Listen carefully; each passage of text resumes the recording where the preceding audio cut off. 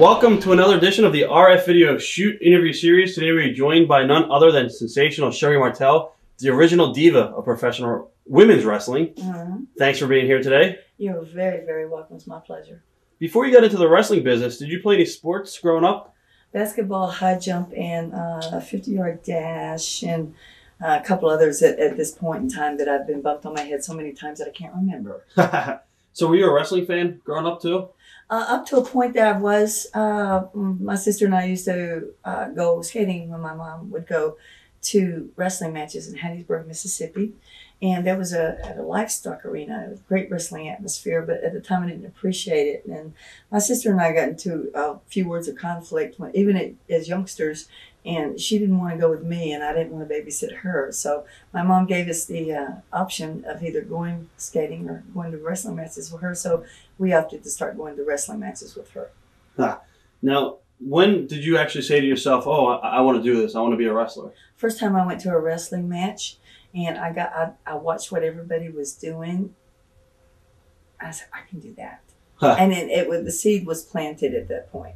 So you didn't want to go to college or anything, you just No. wanted to become a wrestler? No, I did not. At that point in time, I was very stupid because I didn't think education was a very smart thing. And I thought that I was so different, so significant than anyone else that I didn't need that. Right. Which I was very wrong at.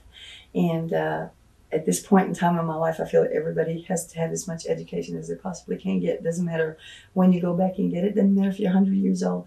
You get your education, then you go from there. So that would be one of your regrets, not going to college and stuff? Yes. Yes, absolutely. I wish that I would have. Now, when you actually said, all right, I'm going to go ahead and become a lady wrestler, what did you do? You contacted Moolah? When I finally decided, I went to, this was after a divorce and after the birth of my son. I was 21 at the time. I was living in Louisiana.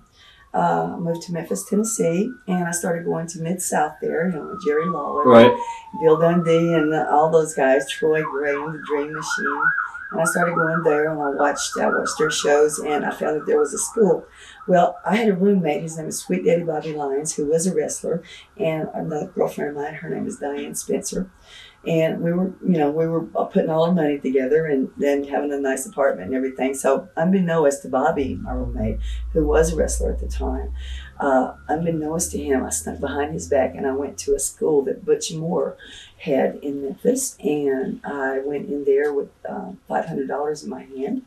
And I walked in his office. I mean, this was this great big old burly looking guy, bleachy blonde hair. Somebody you definitely didn't want to meet on a back street. Huh. I went to his office, introduced myself, and told him that I wanted to learn how to wrestle. He got up from behind the desk, come around, and looked right in front of me, looked in my eyes, and he slapped the living hell out of me. And at that point, I looked at him and I said, "Is that all you've got?" Wow. He signed me up, and it's all history after that. Did he actually start training you as far as bumping in the ring, or was it? Yes. Okay. Yes. He had a school there, and I was there for about a year and a half. As far as the psychology, who started teaching the psychology end of the business? Like everybody else, I didn't understand the psychology of it. It's like I wanted to. And I did everything that I possibly could to comprehend what they were telling me. Psychology for me did not kick in until I was at Moolah's camp later on. Right. Now, as far as the actual taking the bumps, and how did your body adjust to that? And did he treat you any differently because you were a woman?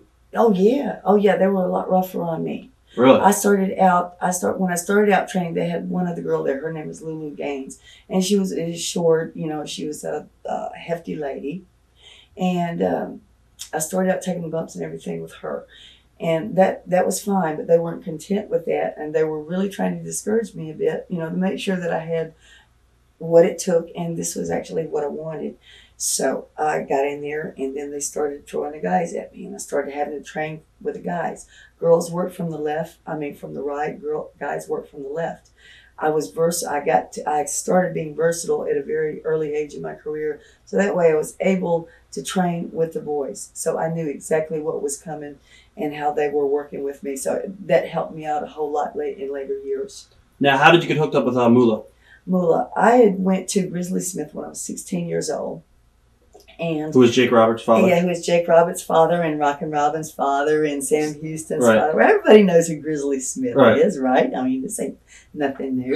So I go to Grizz when I was 16 years old, and I told him I wanted to learn how to wrestle. He told me to come back when I was 21. I said, okay.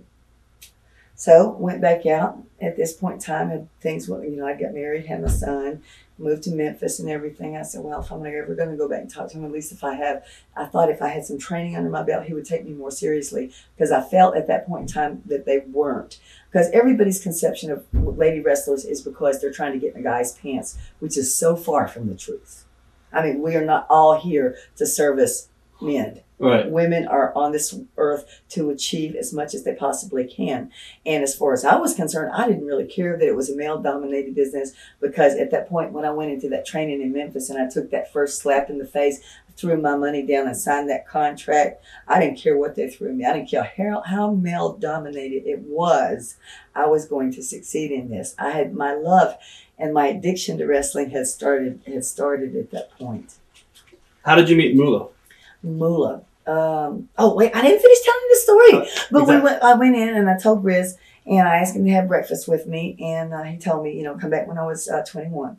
So I called. We happened to be at the same hotel, same town, and I heard he was there, and I was really, really serious at this point, and believed that it was in Memphis when I did that, and got him come down, and we had coffee, and I said, well, I've got a year of training under my belt. I know that this is what I want to do. I am very sincere. I came to you at 16. You told me to come back at 21. I threw my driver's license out at him. I said, I'm 21 now. I'm ready. I have a son. I'm divorced. I said, this is what I want to do. And he says, you're sure? I said, yeah. And he says, why? I said, because I think that I can be the best person that I possibly can be. This is the career that I want. And he said, okay. He went back up to his room, but an hour later came back down and told me when I was to report to the Fabulous Moolah's wrestling camp. Huh. What were your initial impressions of Moolah when you first met her? Intimidation. A lot of intimidation. I mean, I felt like, you know, this was not so much a mother figure, an authoritative figure. And so that made me respect her, not only because of the way that she was to me, but because of the history that she had in the wrestling business before. So I figured that if I was going to make it in this business and I got through her camp, then there was nothing that was going to stop me. What was her camp like? Her camp was Moolah's camp. Okay. If you've ever been to Columbia, South Carolina, you drive into the gates. I mean, it's a great big old place. There's 2 lakes on either side with a road going down the center. And there were little cottages up that we lived at, that all the girls that were training lived at.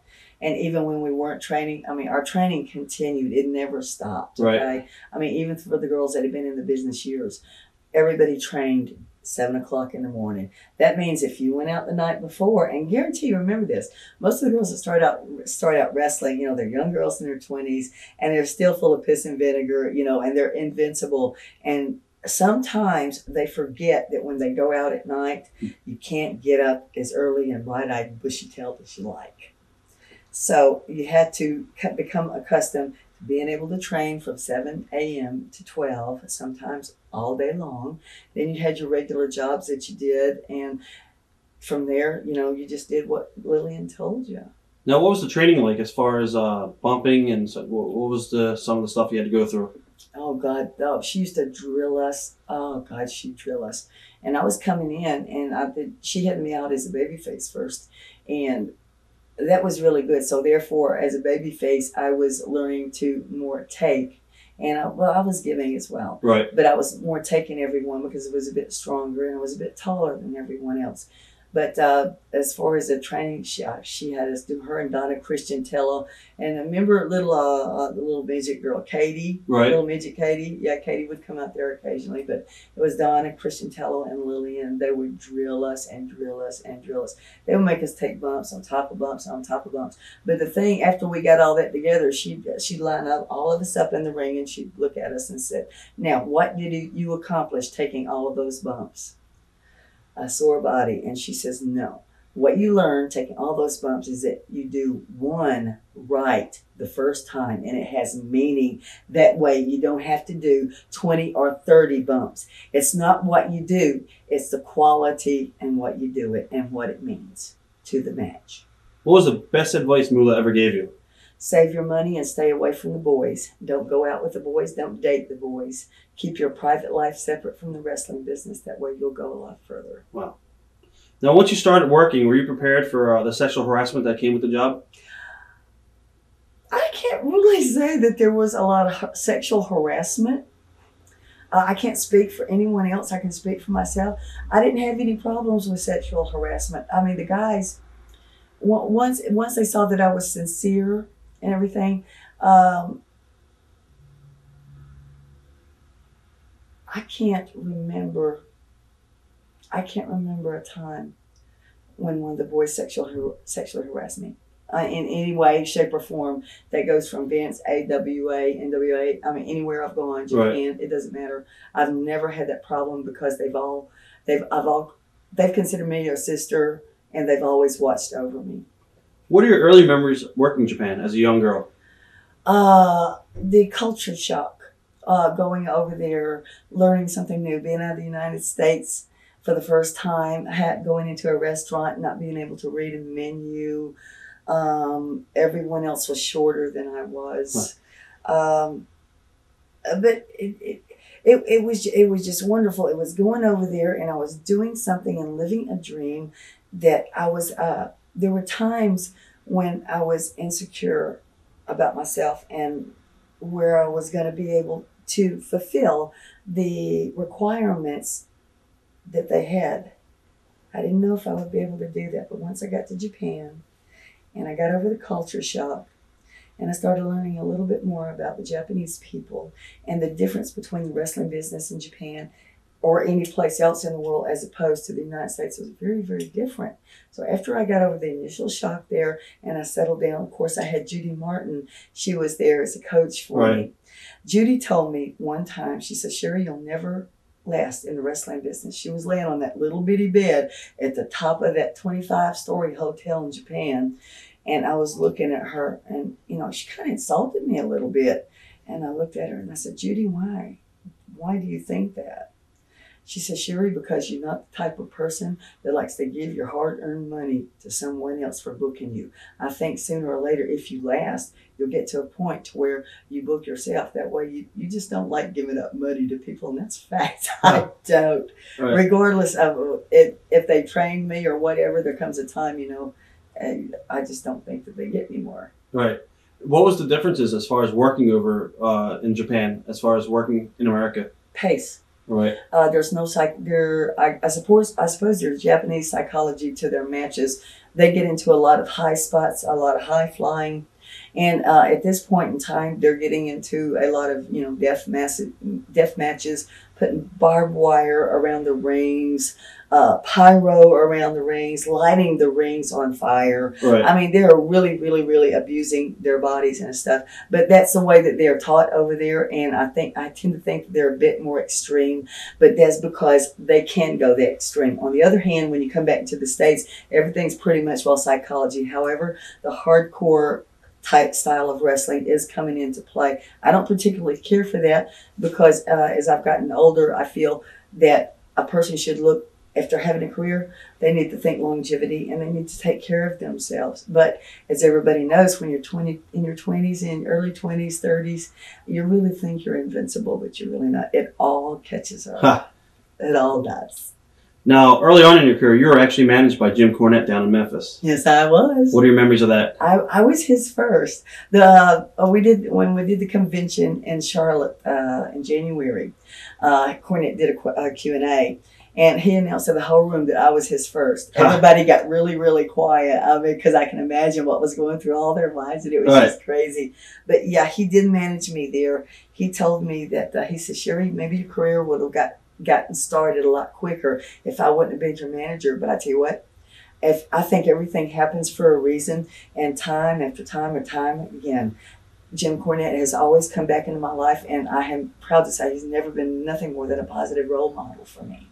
And he's a good man on top of it. A little kinky, but he's a good man." Now, you worked down in Mid-South with the Jarretts. What was that territory like when you were there? I had the first Jim Cornette, Cornette. He likes to think that he had the first original Heavenly Bodies, but he didn't. I did. It was Pat Rose and Tom Pritchard, who works for Vince at this point in time. Those guys were good. They used to like to tease me a little bit. No sexual harassment, Right.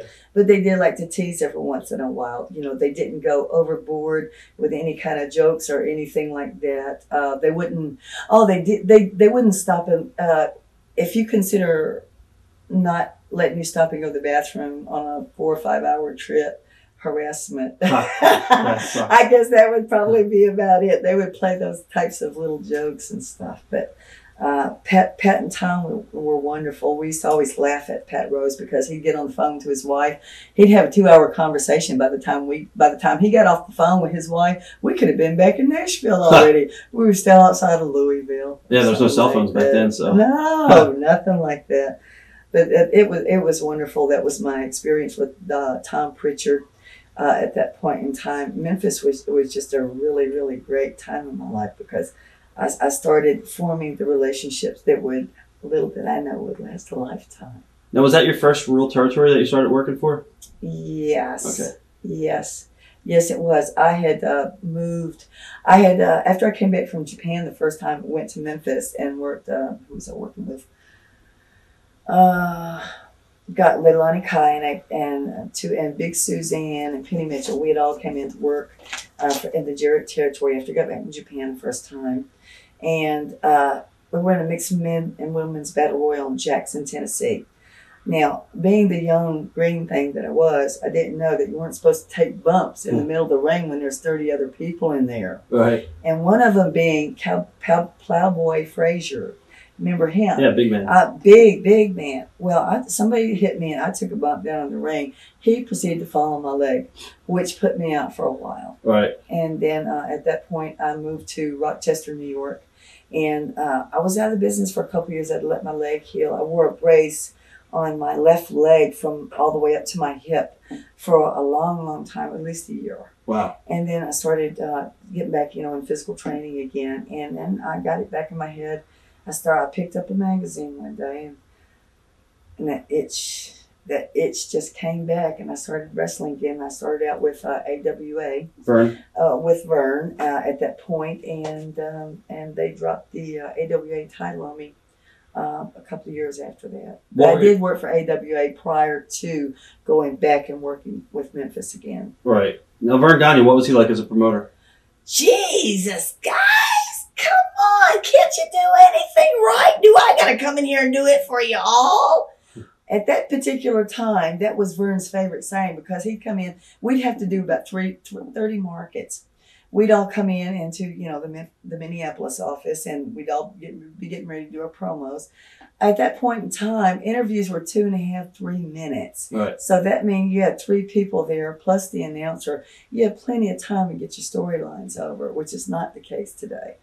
But Vern would always come in there if, it'd be at the end of the day. Everybody was finished doing their interviews.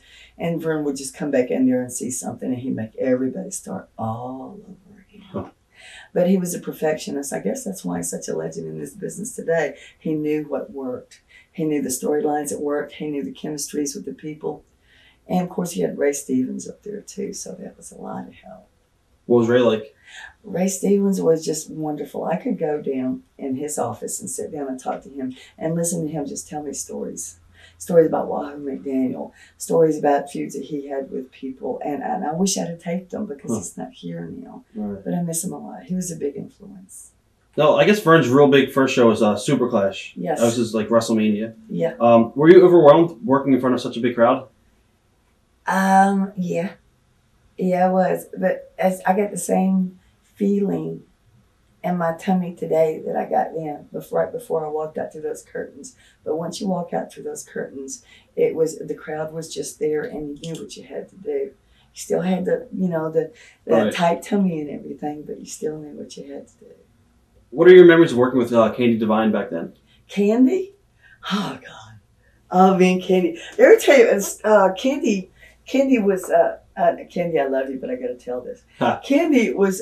I mean, she was so infatuated with Stan Lane at one point. And I've never told anybody this, so this is going to be a first for you, okay? All right, cool. But Candy, I mean, she loved Stan Lane. She really, really did. And I'm not sure if the feeling was mutual or anything, but I know that all of us girls, you know, we have our idols too. But Candy's was Stan Lane at the time, and we were there at the matches. And I had went to go get me a soda pop or something, you know, matches were just getting over and everything. My bags were packed and Kenny and I had drove up. So I go back, you know, concession stand's closed down, my Coke in my hand, get my pouch. I was about ready to go get in the car. So I go back to the dressing room, and so I'm looking around all over the place. No gear. My gear's there. Candy's gear's gone. So I go out to the back door. Candy's car is gone. So I'm stuck in BF, Tennessee, no ride, and Candy Vine's going down the road chasing Stan Lane, trying to talk to them, and just forgot all about me. I held a grudge against her for about 6 years, and I finally told her, and she says, I am so sorry. So we let it go after that. Another thing about Candy was I always used to get on tour. We'd get in the ring and we'd work out a bit. But she was always taking, you guys' camera, I don't know if you can see if I get up, but Candy would hit the ropes. She'd take these baby steps. She'd be going, I know your camera's going nuts. And she'd be taking these baby steps. And y'all know Candy, she's got these long, big old Amazon legs. You know, she can make a big stride, hit the rope. Them damn baby steps going. And to this day, I had never been able to get her out of the baby steps. That's not good. No, but it worked for her.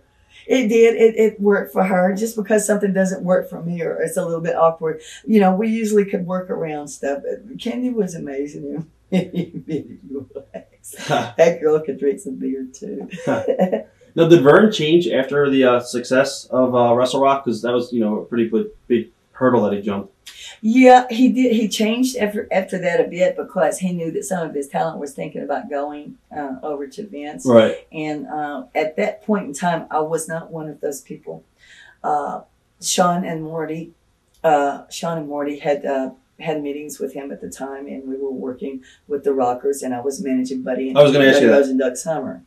But he got what he did after the Wrestle Rock success. You know, he started getting into there in his old mentality again. Right. You know, it's going to kick the territory off. And he wanted everybody to sign contracts. 2-year contract, $500 a month. I wouldn't sign. The Rockers signed. For $500 a month? No, $500 a week. Okay. Excuse me, my mistake. $500 a week. I was going to say, that's peanuts. Yeah, it was. But I wouldn't sign the contract because I knew that if I got a call, I wasn't really expecting to get a call or anything like that. I was just real leery of committing myself to these people for $500 a week. Was that, how many nights would you have to work for $500? That was some long trips, probably about 4. So you get paid $500 for working 4 shots? Right. Wow. Yeah, but at that point in time in my career, they said, you're paying your dues. Right. You know, so that was just something that you didn't question. Right. But I had the option of signing that paper or not signing it, and I opted not to sign it. Now, he put you with, I guess, Playboy Buddy Rose and Doug Summers. Yes. What do you remember working with those 2 guys? Oh, God. Oh, Buddy and Doug. The Sherri Martel blow-away diet. They were working with me very intensely on doing my interviews because when I went up there for AWA, that's not long after that, with them helping me in my interviews and in my matches, psychology finally began to set in. So that was amazing. And then Larry Zbyszko set me down and he said, Sherri, if you know how to talk on a microphone, present yourself in front of a camera, you know how to work like the men, work like the women, and look like a woman with a butt like yours, you can do anything. I said, I don't know if to take that as a compliment or what. And he says, it'll be fine. This is nothing bad. Just learn how to be versatile. The more things that you know how to do in the wrestling business, the more longevity you're going to have. Now with, I guess Vern, did he ever complain about Hogan going over to Vince at the time?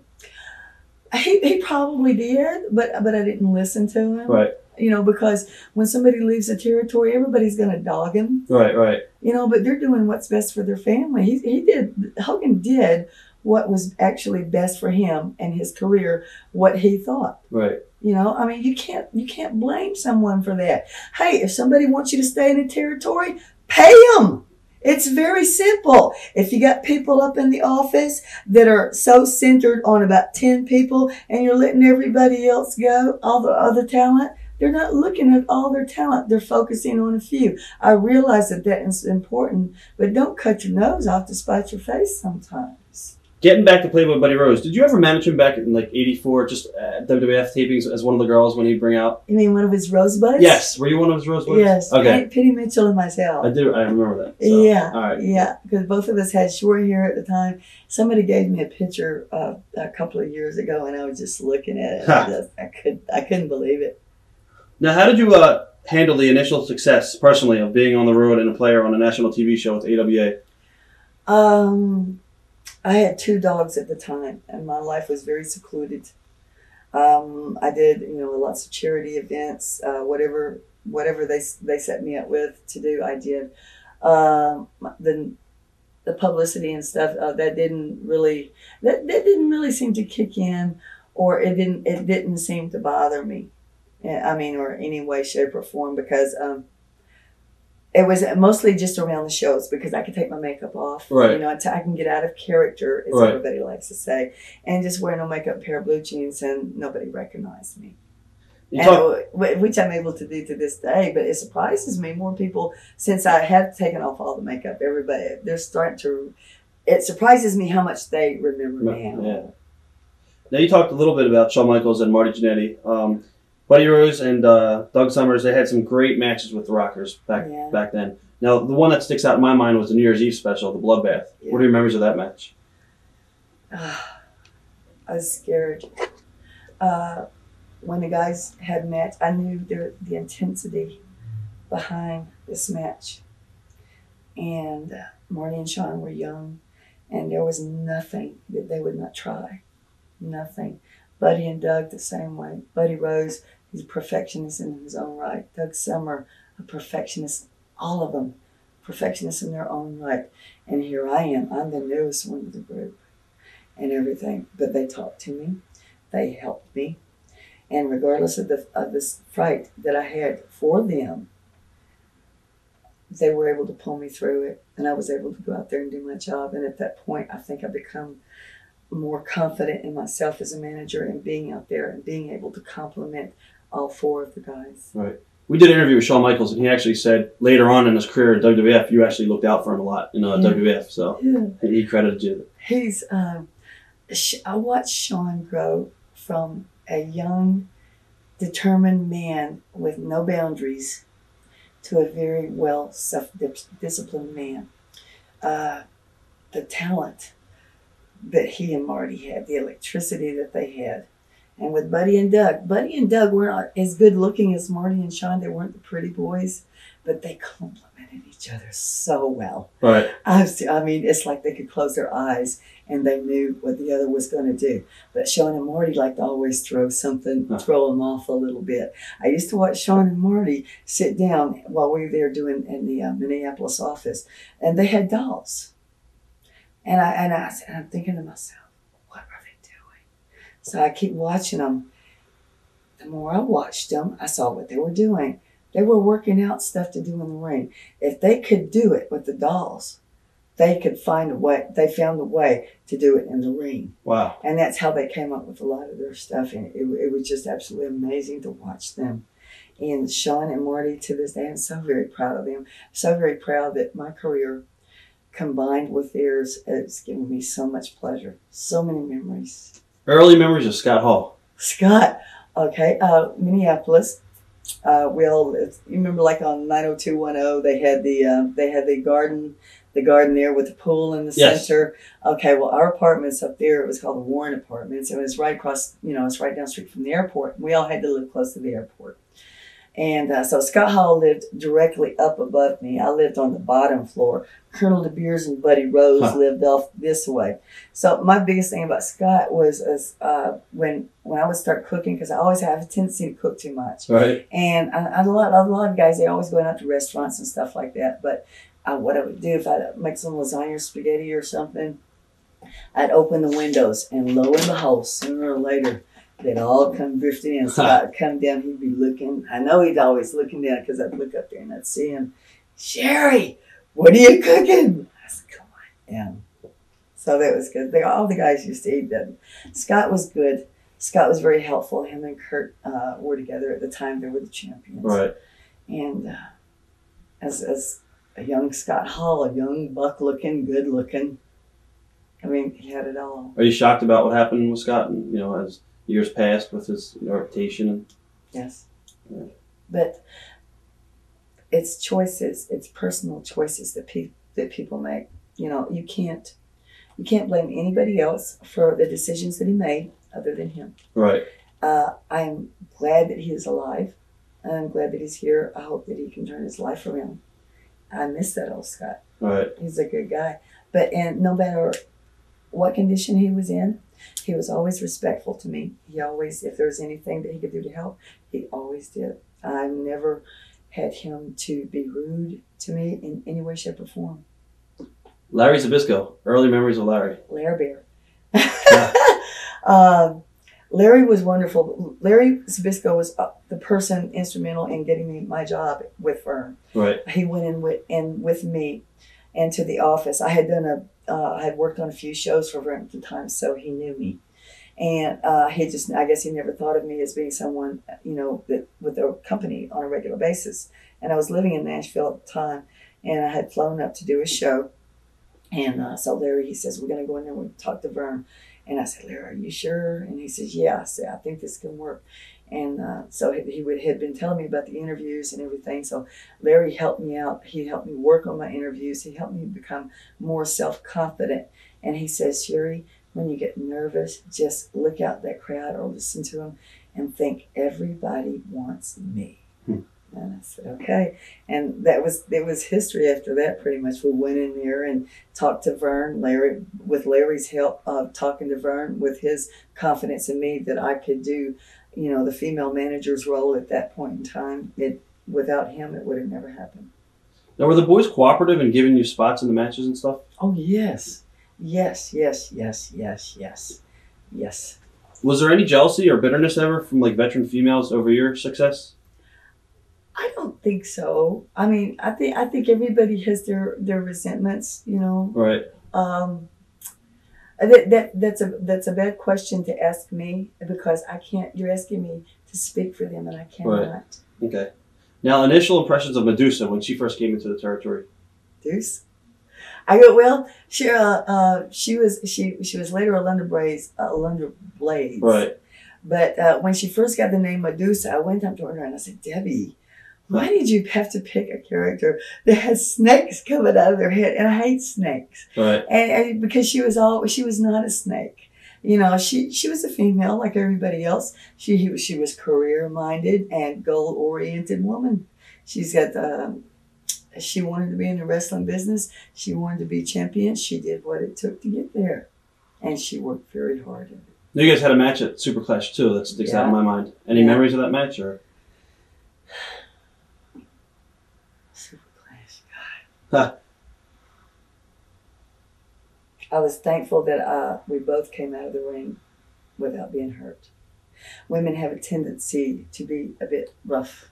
Right. That's only because we have always seen that we have to follow the guys, and in our eyes, their perfection. And we have to come as close to that, if not better. Right. The thing that Debbie and I used to like to do, Medusa, is we used to like to change our matches around, and who was following us, if those guys did not say, God, I hate to follow us, then we weren't doing what was expected of ourselves. Right. I mean, we had our own expectations of what we had to do, and we just always liked to have a good match. Now, was it true that Wally McDaniel actually brought her into the company so you could work with her, or? I'm not sure who brought her in, but if Wahoo did, it was a good thing. God bless him. Now, were you extra tough on her? Because some say, well, Medusa actually credits you as being tough on her, but she said it in a positive light. If I was rough on her, it was not intentional. It was because we both demanded the best from each other. She was newer at the time.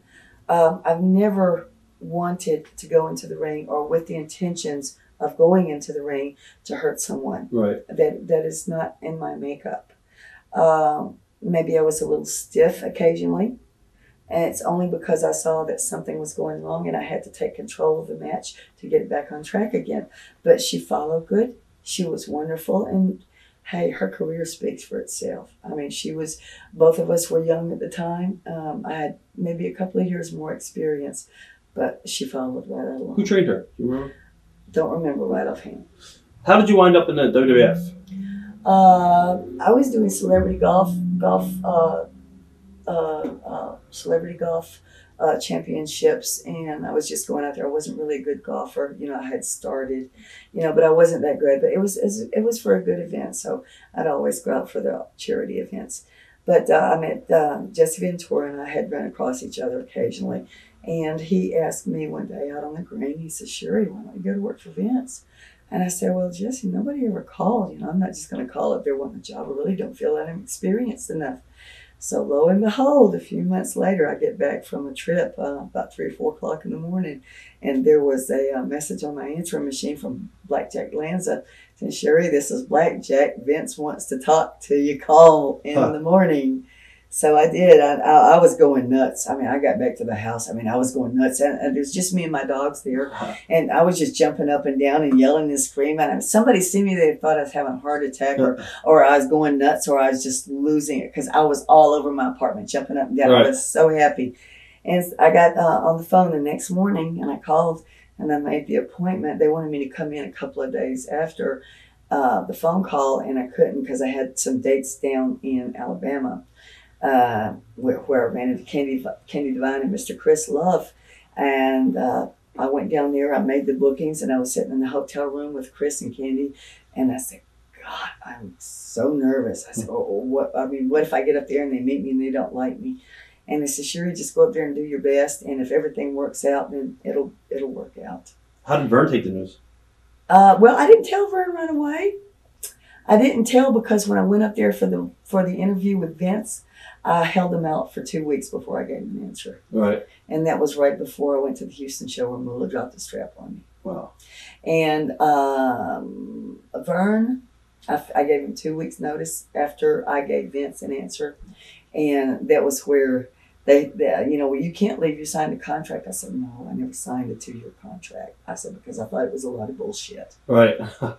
Now, what were your initial impressions of Vince? What was that meeting like with you and Vince? Oh, God.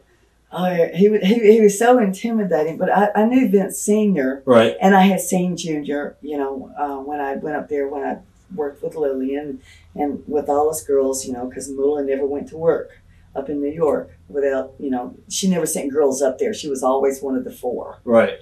And it was Vince. Oh, God. Vince. I could probably say a million things about Vince, but the thing that I could say that was the most important was that he brought out the best in me. He saw characters in me and abilities in me that I did not. He sees that in a lot of people, but if you give him a chance to bring it out, he can. But then again, he gave me free rein with each and every one of my characters. I was able to develop them. He told me what he wanted, but he also let me have a whole lot of personal input in building the characters. As far as I'm concerned, Vince has never hurt me. Things that happened to me while I was up there, Vince didn't do them. Nobody else did them. I did it to me. I'm still on a good speaking basis to Vince to this day. I send birthday cards, Christmas cards, all that kind of stuff. I get my royalty checks quarterly, and I can walk into any arena where Vince McMahon is, and I can walk up to him, and he will give me a hug. And that's a good feeling. I had a lot of questions about Vince coming up. So, okay. How did you think women's wrestling was regarded at the time by management? By management? Right. At the time, They had more. There weren't. Say they had that Grand Wizard Ernie. Of course, he was managed. They didn't have that many female managers at the time. Of course, you can remember Ma Bass. Right. Okay, she was doing some stuff.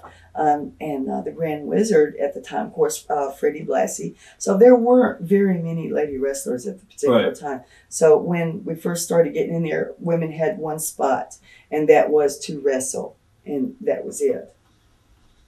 Now, basically, at Survivor Series 87, I think it was, you teamed up with one trainer, and you worked against the other. Mm-hmm. What was that like, the memories of that?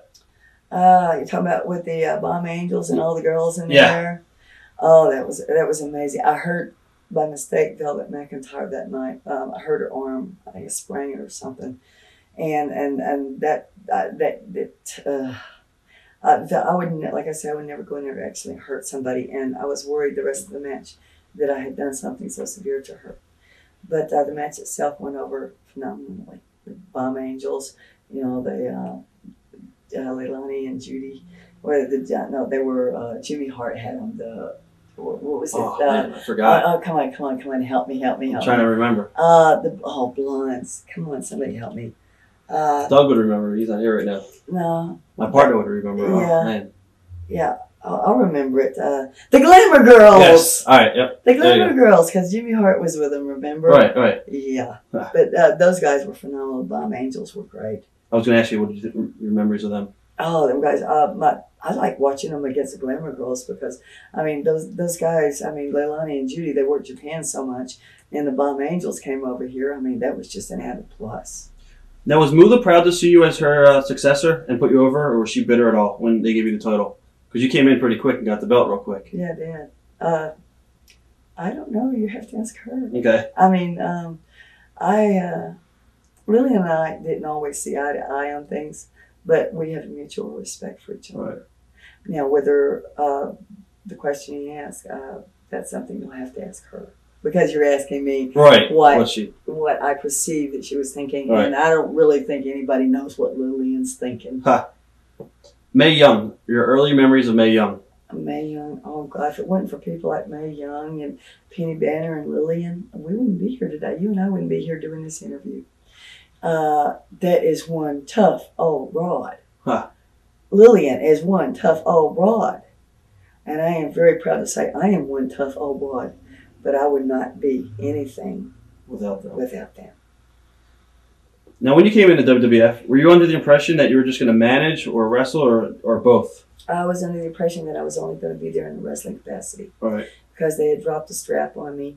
And when Robin came along and we were getting ready for the match in Paris, I was really frightened for my job at the time because I didn't know what direction they were going to take me. Right. And then in Huntsville, Alabama, I was at Elizabeth and I, God rest her soul. She should be here, by the way. We were in Huntsville in the dressing room and we were doing TV taping. And she said, "Sherri, I got something to tell you." And I said, "What?" And she knew I was kind of bummed out because, you know, I mean, it wasn't the fact that I was dropping the title. I mean, when they give you a title, I mean, it's a cool thing. Right. I mean, it is an honor to do it. But my life did not revolve around being a champion. However, my life did revolve around having a job. Right. Right. And so usually when somebody, you know, when they drop the title or something, and there weren't that many lady wrestlers at the time and everything else, so I figured they were just going to let me know. So I was kind of down the dump. So Elizabeth, she pulls me on the side, puts her arm around me, and she says, "Sherri." I said, "Yeah, I got something to tell you." I said, "What is it?" She says, "You're going to be working with Randy." And I said, "Huh?" Huh. And she says, "You're going to be working with Randy." And I said, "Well, where are you going?" And she says, "Well, Randy and I are busting and they're going to split us up right now. I'm going home for a while." I said, "Well, how do you feel about me doing this? I mean, are you comfortable with me working with your husband?" And she says, "Yes, I trust you, no problems." And I said, "Well, if you think that it's okay, it'll be a good job, and you trust me and your husband, and that's fine." I got a lot of questions coming up about that too. So. Okay. Let's see, where are we? Thoughts on Hogan at the time? Hogan? Yeah. Was he any different in the WWF? Because, you know, now he's a huge superstar compared to when he was with Vern? Did I he change? I didn't know him. See, I met Hogan probably. Oh, this is a long time before. This is like in the 70s when he was Terry Boulder and Eddie Boulder, the Bolea brothers. Right. Remember? Yeah. That's when I first originally met him at the Mid-South Coliseum. He was approachable then in Mid-South. I did not know him while he was in AWA. However, when I did get to WWF, we sat down and we talked for a bit. We sat down and talked about Memphis. And even then, he was still approachable. Right. And at any point in time, he let me know, if there's anything he could do for me, just please don't hesitate to ask. How would you compare Vince and Vern? Vince and Vern. Vern is legendary. Vince is legendary. Vince Sr. comes from second generation. Vince Jr. comes from second generation. Now that's third because it was the grandfather and then Vince Sr. and then Vince Jr. Right. Yeah. So Vern there was somebody before Vern because I really don't know about before Vern or with the AWA. I've always known AWA Vern Gagne. Right.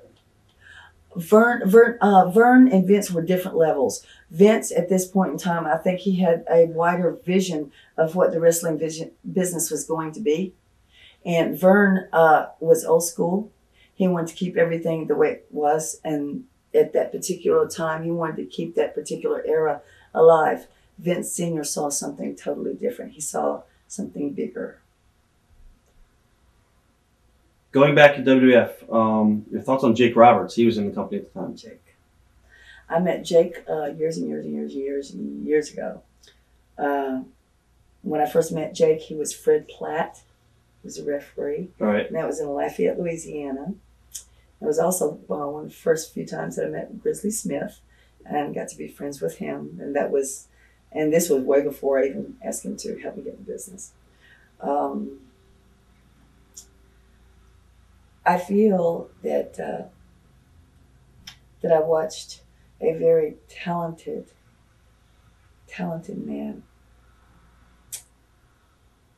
slowly deteriorate because of decisions that he made and choices that he made. Jake could get in front of the camera and he could talk to you, and with his voice, he could draw you into that interview. He could make you feel a part of that interview. And it would make you want to go buy a ticket. If he pissed you off bad enough, make you want to go to the arena, buy a ticket just to yell and scream or cuss at him. Right. If he was a baby face, still draw you right in with that hypnotic gaze. Just, he would bring you into that TV. If he was a baby face, you'd love him all the more. Now, the Snake, on the other hand, I could have always done without the Snake. I love you, Jake. I really do. However, Jake used to take the damn snakes and put them in our dressing room showers while we were out working our match. Just to rib you? Yeah, just to rib us. And we come back from the ring and we, strip down. We get ready to take a bath. And Damien is in the damn shower. And that Snake was in there, and the whole dressing room was all fogged up and everything, from the steam.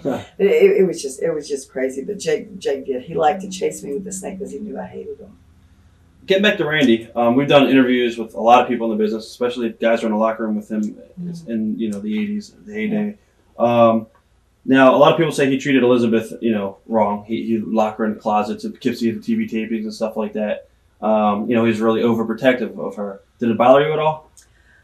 Well, it didn't bother me except to the point where it started involving me. See, we were doing a TV taping in one of the arenas. I can't remember which one it was, but they had to build our dressing room. And so after they got finished building it, we'd have our little space off, and had a locked door and everything. Well, you know how Vince is; he does everything right. So we get up there and we're in the dressing room, and Liz and I. And Randy comes in, we're going over our finishes and everything on the show. And when we leave, he leaves. He locks the door behind. So I'm okay for a few minutes, and then I start looking around, and it seemed like all these walls started closing. I'm claustrophobic. I don't like small spaces, and I don't like being locked in. So what I proceeded to do, I had my wrestling boots on at the time. What I proceeded to do was kick the damn door out. And Randy looked at me, he says, "What the hell are you doing?" I said, "Don't ever lock me in a room again. Right. I don't care who you are, what you're doing, who you're trying to lock in. Don't include me." Right. And so at that particular point in time, he never locked me in another room again. As far as the thing with Elizabeth,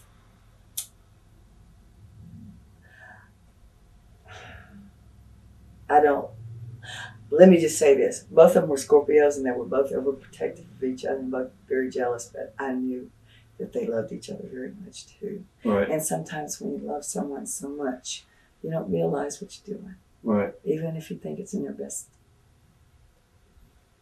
Now, they actually did a program with you and I guess Randy with Dusty Rhodes. He came into the company.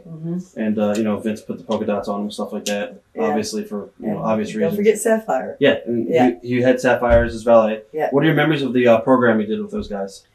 It amazed me that Vince was able to take someone like Sapphire. Her name was Juanita Wright. She was just a lovely woman. I used to tease her a lot because, after she started working, and she loved Dusty Rhodes. She did. I mean, she loved him. I mean, with her whole person, she loved Dusty Rhodes, and she would not do anything against him. I mean, nothing, not a thing. But I got her one night because she was trying. The guys were waiting for her to leave, and we had the big Toronto show coming up. And so she had to take a shower one night. But Boise came up to me and they had told me something. So I said, okay, I'm not going to tell you what it was. But she didn't take a shower. Right, well, I'm going to tell you, yeah. Right. And I'm a stooge. She goes, "Seffi, I love you. This is the best intent, okay?" But I stole her clothes. And I stole everything she had. I left her a towel and shampoo. The guys didn't like it because the stuff that she was wearing in her hair. It was, I don't know, is it Jerry curl stuff or whatever? But the boys didn't like it because when she would go to sleep, it would always leave all the windows all greasy. And she put her head back to sleep, leave the seat greasy. And so the guy said, "Sherri, please do something. Either do it or we're going to do it." Right. I didn't know what they were going to do, but I knew what I would be a lot better. Right. So I stole her clothes and everything. I told her to wash her hair, and I give her stuff back when she got finished. Right. And she says, "Why are you doing this? The boys are waiting on me." I said, "The boys would much rather you take a shower and you get that stuff, grease, out of your head so you don't get your car messed up." And so that's what she did, and they never complained again after that. Vince required me to help her, and I would have done willingly. All they had to do was ask. And I took her into the ring, and I was trying to teach her how to do a flying mirror, and she kept doing it. You go down on a flying mirror, you go down on your right knee.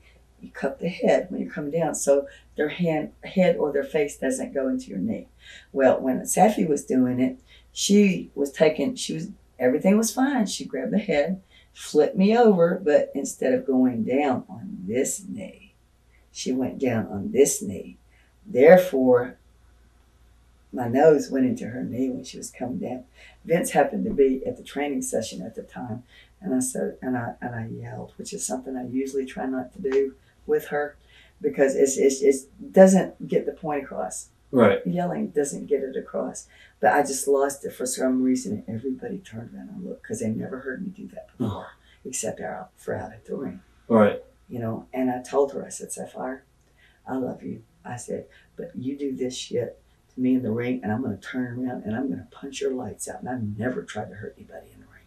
She started crying, and I felt bad.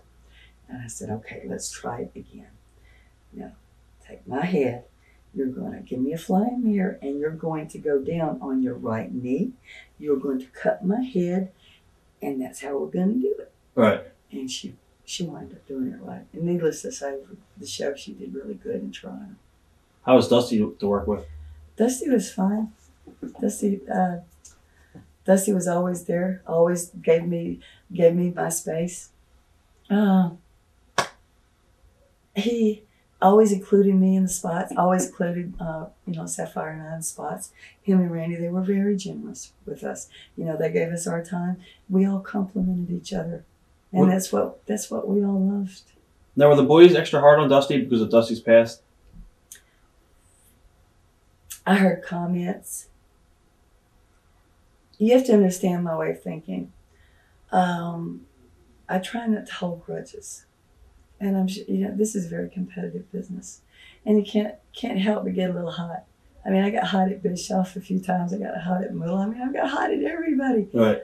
But, it's not important. What's important is the here and the now. And the guy just seemed to carry grudges. Right. So far. Now, did you have any knowledge of any of the guy managers having heat with you over your push? The who managers? The guys. The guys? Jimmy Hart was there. Bobby Heenan probably. I don't think so. If they had any kind of resentments or anything, I didn't know about it. Right. Because they were always so ready to help me. Jimmy Hart, when I got hurt in Memphis that time, when I took a couple of years off, Jimmy Hart came and saw me. After I got back finished in the hospital, I had the brace on my leg. He came and saw me. So I had a history with Jimmy Hart. Okay. Bobby Heenan, I really don't think there was any jealousy. Right. I really don't. If there was, I didn't know about it or they didn't let on. Any good stories on The Ultimate Warrior? Because a lot of guys say it was really difficult to work with. Jim was a perfectionist, as was Randy. The thing that I remember most about Randy was getting ready for the Los Angeles pay-per-view.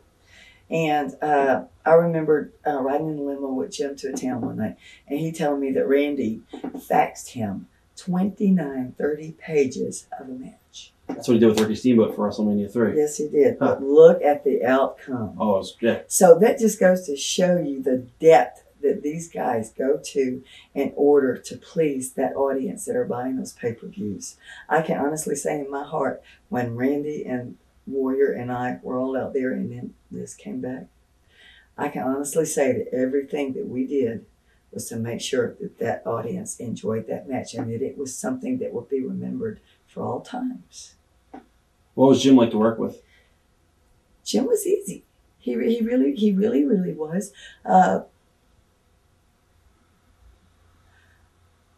When he used to, at the end of the match, we were going through the cage matches. Right. When he would jerk the skirt down, pull me back off, grab me by the hair, he would press me up, like he did so many other guys. Right. And when women have boobs and take that kind of bump, it hurts, folks. It hurts. So night after night I took that drop. But he took care of me as best that he possibly could. And I can honestly say that I never got hurt one time. He never hurt me. He was never stiff with me. Nothing. He made things very comfortable for me to work. Circumstances surrounding you going from Randy Savage to DiBiase. When they told me that Randy and I were going to be splitting up, then Liz was going to be coming back. Right. Of course, I thought that was a wonderful thing. In LA at that show, Randy and Liz, Randy and Liz together came in the dressing room. They gave me this little present. And I said, what is this? And it said, it's a present from us for the last 2 years that we've all been together. And because I painted my face and everything, they gave me a Phantom of the Opera mask. It was a little bitty gold. It had a little diamond in it. But it was a little bitty necklace, and I still have to this day. Huh. I would not get rid of it for nothing. It was sad because, in working with these guys, you form a bond in a relationship with them as working friends. We all cried. Randy, I went through a really bad time with an ex. I was ready to have a nervous breakdown, and Randy and Liz helped me. Right. Very much. They were always there. Always. Liz was wonderful. I was so worried about her being jealous because I was working with her husband. She became one of my dearest friends.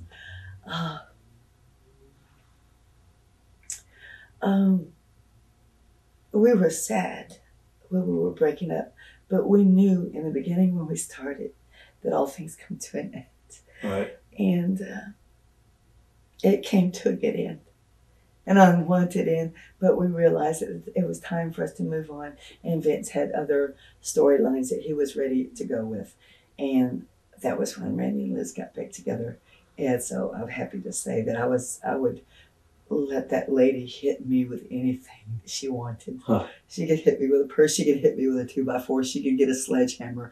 I would take anything for that woman. I would have taken anything and done anything for her and him at the time. They were very big influences in my life. They really were. They helped me not only in my professional life, but in my personal life as well. And I hated leaving them, but I also knew that another avenue was opening up. Didn't know that I was going with the $1 Million Man for a little while. And then came the day of the pay-per-view, and that, a few days before, they told me that I was going to be going with the $1 Million Man. And so I went and I talked to Ted, and I asked him to call his wife, and I explained to her, and Vince had told Ted, and Ted had talked to his wife, Melanie, and I wanted to talk to her and make sure that it was okay and she was comfortable with me as a female working with her husband. And I like doing that with all the men, because if the guys are happy at home and their wives are comfortable with what we're doing, then that makes for a much better working relationship. So, and plus it made me feel at ease too, because I didn't want the wives to feel threatened or Right. that I was trying to do anything mischievous or anything. I needed for the peace inside myself to know that they were okay with what we were doing. Switch tapes. Ted DiBiase, and now you're being with Ted DiBiase. Mm-hmm. What are some of your memories of working with Ted and some of the programs you guys worked with? Ted. I used to watch Ted when he worked for Bill Watts down in Mid-South. Right. And I remember him. I remembered him from there. I didn't really speak to him at that point in time. Of course, he wouldn't remember me anyway. But when I first started working with Ted and everything, like I said, we called his wife Melanie, and got everything straightened out. And Ted was just a pleasure to work with. Ted was always Mr. GQ, excuse me. Huh. He was Mr. GQ, and he was just a lovely man to work with. I mean, how can it not be? Look at all the experiences. Second generation. His mom took him in the dressing room when he was growing up. His dad, God, right. I mean, his whole family. That's a wrestling family there. How could you not be proud of that? Anything stick out in your mind as far as when you were working with him? Some of the matches that you guys had, when you were managing him?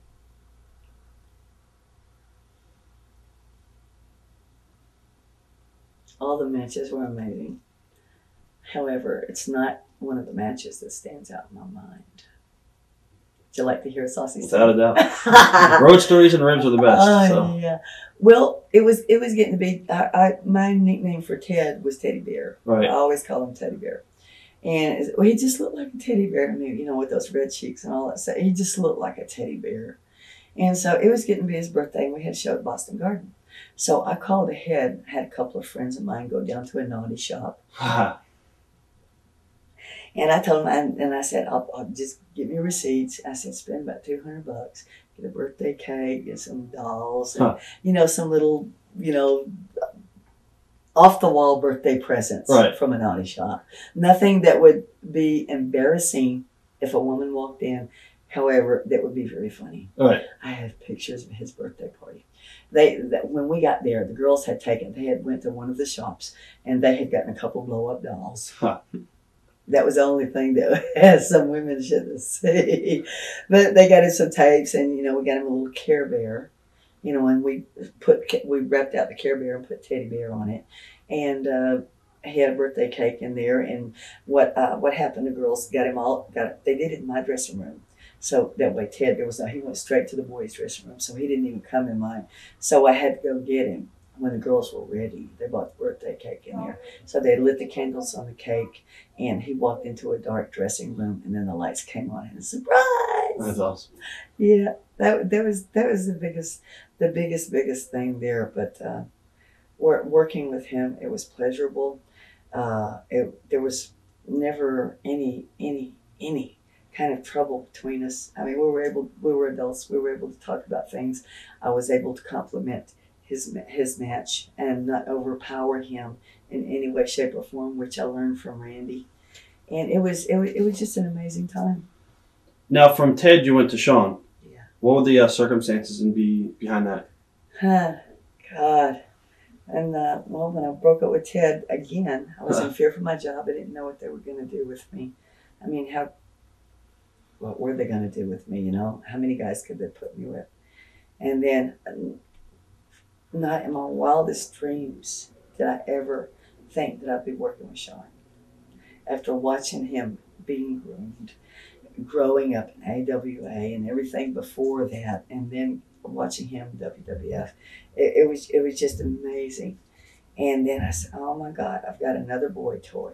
Jimmy Hart heard that, and I think that's where the title from the song came. Right. And we wind up making the track for that, and Vince decided that Jimmy Hart and I, because I was singing the original one, and he used to start laughing. I'd sing that tape to him all the time, and he was just so crazy. But he was really, really cool, and because of the fact that we had the AWA past relationship, it was kind of easy for us to go into it again. I had him call his wife at the time and make sure she was comfortable with it, and she was. Right. And it just started off, and it went. They billed it as that I had an infatuation with Shawn. He was my boy toy, and and it was the storyline just went on and on and on. They took pictures of us, me feeding him grapes, and doing anything. Then we came out with the mirrors, and Shawn's a gorgeous man. And hey, it was only natural he had a mirror to look in. All right. But one of the things I remember most, and Vince kind of got onto us a little bit for this, was when we got to the point like we get up into the ring after our announcements had been made, and we would do our poses. Well, I said, when we were in the ring one day, I said, Shawn, take me by the hair of the head and just slam me down in front of you. And when he did, I'd come up, like this, looking at everybody. Vince got a little bit perturbed about that, and he kind of made us stop doing that after a while. But eventually, the impact of it he saw what we were trying to do, so he let us keep doing it after that. But we would talk. One of the things I remember mostly about Shawn was, it's not even wrestling related. We had a show in Philadelphia that night. We flew out from New York, but Shawn didn't go to Philly. Shawn went to the Atlanta airport and then to Tampa. He was going to watch his wife graduate. She had been to interior design school and she was graduating. Right. But what he did, he didn't have a tie. He was going through the Atlanta airport. He bought a tie, walked up to this guy in a suit, and he said, sir, you look like you know how to tie a tie. My wife's graduating and I don't know. Please help me. So the man helped him, and he made the graduation. He made it back to the arena that night.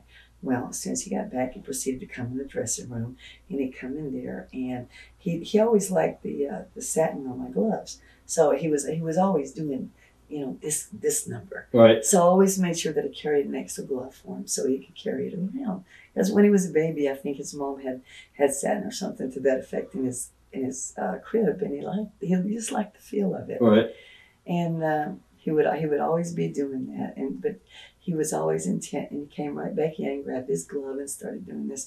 Proceeded to tell me that he had made his wife's graduation, and with the guy in the airport tying his tie, and so it was just amazing. Shawn just had and probably still has so much love inside of him for the wrestling business, and I think that's quite evident from his recent comeback. Are you shocked that he came back? No. Huh. No.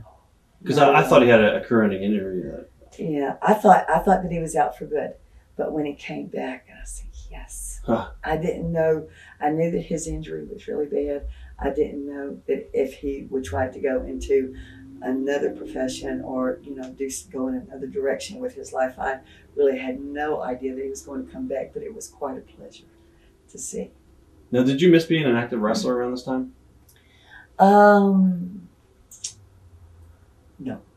No, I didn't, because I was quite content to be out there with the boys at ringside, and as long as I felt that I was being complimentary to them, and we all complimented each other, I was happy doing that. Right.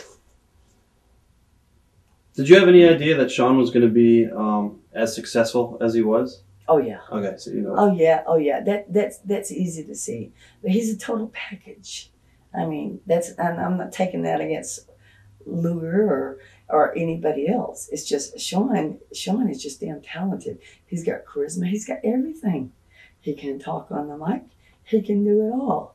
You know, just because somebody. I mean, no, he wasn't 6'4" or anything like that.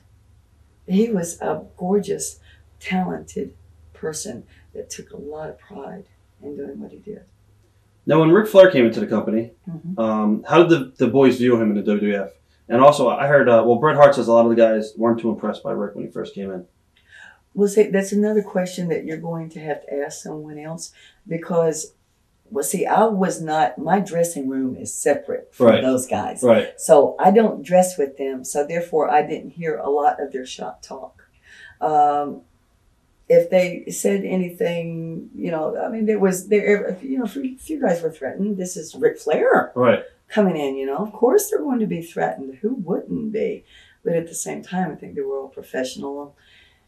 And Flair was there for a long time, he went with the angle with Savage and Elizabeth. And I think Vince did with him what he wanted to do. And Flair, stayed as long as he wanted to stay. And then went right back to Atlanta. What were your thoughts on Ric? His home.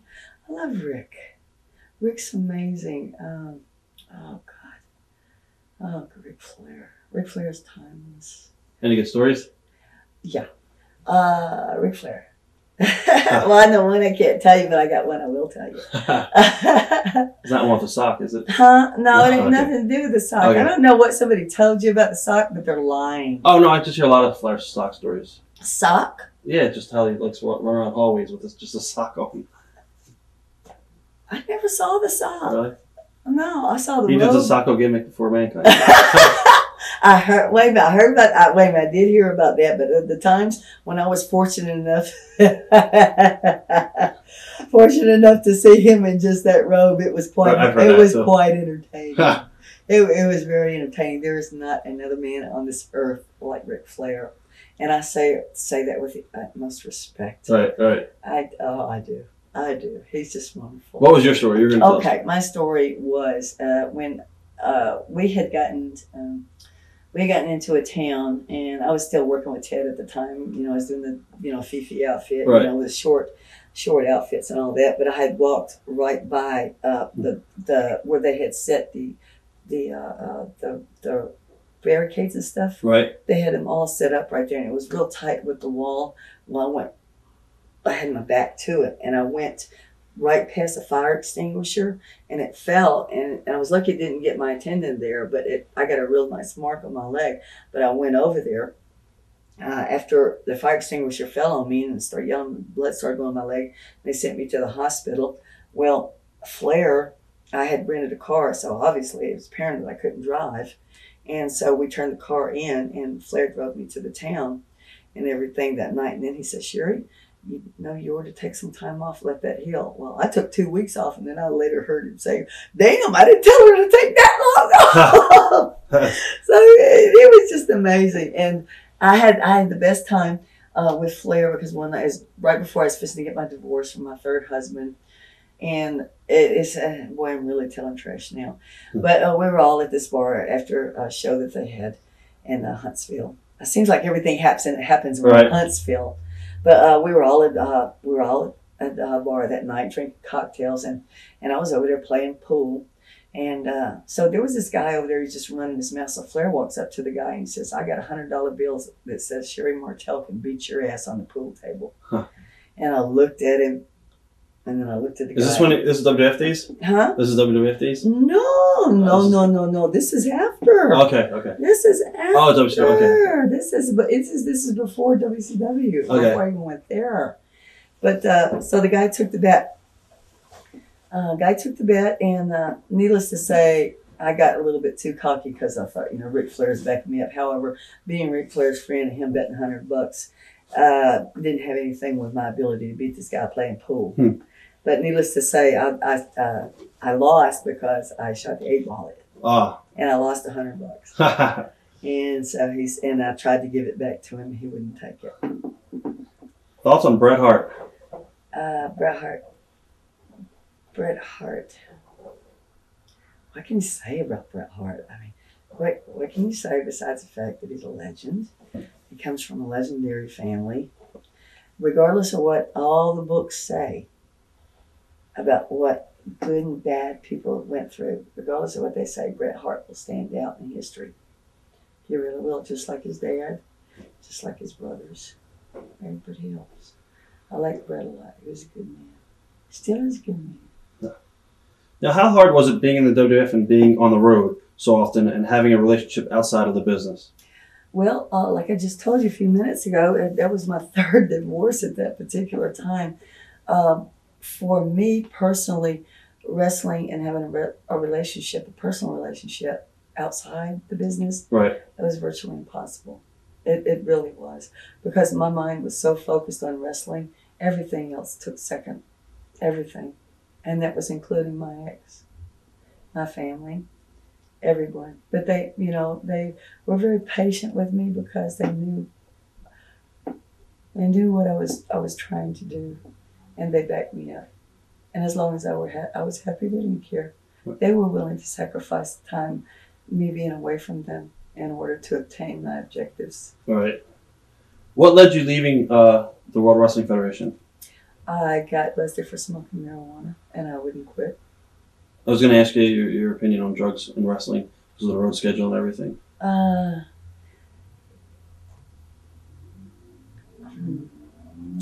Well, I think history speaks for itself on what drugs do to people. What it personally did for me, or did to me. It cost me a job. It cost me a great job. It cost me personal friendships, but never more personal than with myself. Because at the time I couldn't see how destructive I was. I thought the drugs made me perform better. And I wasn't able to see what other people saw. I mean, if somebody would have taken a camera around, I could have probably seen. But I couldn't at the time. And nobody could tell me any different. I was stubborn, I was a rebel, and I was going to do what I wanted to do and didn't give a damn what anybody else, including Vince McMahon. Because if I would have cared about things as much as I thought I did, I wouldn't have made those decisions. What are your views on somas and pain pills and all that stuff? I think that if people... Okay, first of all, this is no excuse. But the wrestling business, there's so much that we put our bodies through on a daily basis. Things that God did not intend us to do. And in turn, people find ways to compensate or to get through. I found ways to get through. It got to a point to where I could not control it anymore. It affected my job, affected the people I was around. Called my sister, she come get me out of jail a couple of times. But the hardest thing for me that I remember about the particular period was being up at the Stanford office. And we were doing interviews downstairs, Robin and I. No, Luna Vachon. And I got called up to the office, and there was J.J. Dillon, Bruce Pritchard, and Vince McMahon sitting there. And I remember walking in the office with the three of them in front of me. And I said, Sherri, your drug test has come back positive again. We have to let you go. And I said, all right. There was nothing what would be the point of getting up and yelling and screaming? I knew I screwed up. Right. I couldn't blame them for it. They did make me do it. Right. They couldn't. So I accepted it, and I didn't tell anybody I got released. I got fired. Didn't tell anybody. I went around telling everybody, because I knew I wouldn't see him again. I just didn't tell him. I just said goodbye and gave him an extra tight hug. Right. And so everybody knew after that I'd gone. I just couldn't say goodbye to him. Right. So I don't know how true it is. Somebody was telling me that Vince was giving you a lot of draws in advance, and he was keeping you around, and maybe you weren't under contract or something like that, and advancing you money so you could, use money for drugs or whatever. I don't know if there's any truth for that. No. Okay. No, there was no truth in that. He didn't give me he didn't give me any more of a draw than he did anybody else. Yeah. What I chose to do with it, he had nothing to do with. Okay. He did not know about. He wasn't the one rolling the joint for me or popping the pill in my mouth or me going down being reckless in the bar, drinking a bunch of booze. I could easily be one of those people that are not here. Easily. But by the grace of God, I'm not. Were you ready to move on? Or did you want to stay? I think I did not know what I was ready for at that particular time, in all honesty. I didn't know. Because my mind was so clouded with things. My body, even after Shawn, my body started to not be able to respond working-wise the way that I wanted it to. And I knew I didn't have any choice but to let when they fired me. Now, when you left the company, Yeah. how did things change from when you arrived? You arrived in '87. You left in '93. Did the company change any? It got bigger. It seemed like, well, there was a steroid scandal. That was my next question too. And all that crap. It just seemed like, because of the fact that we were coming so visual on TV. I mean, we had more time on TV as much as soap operas on a daily basis, Right.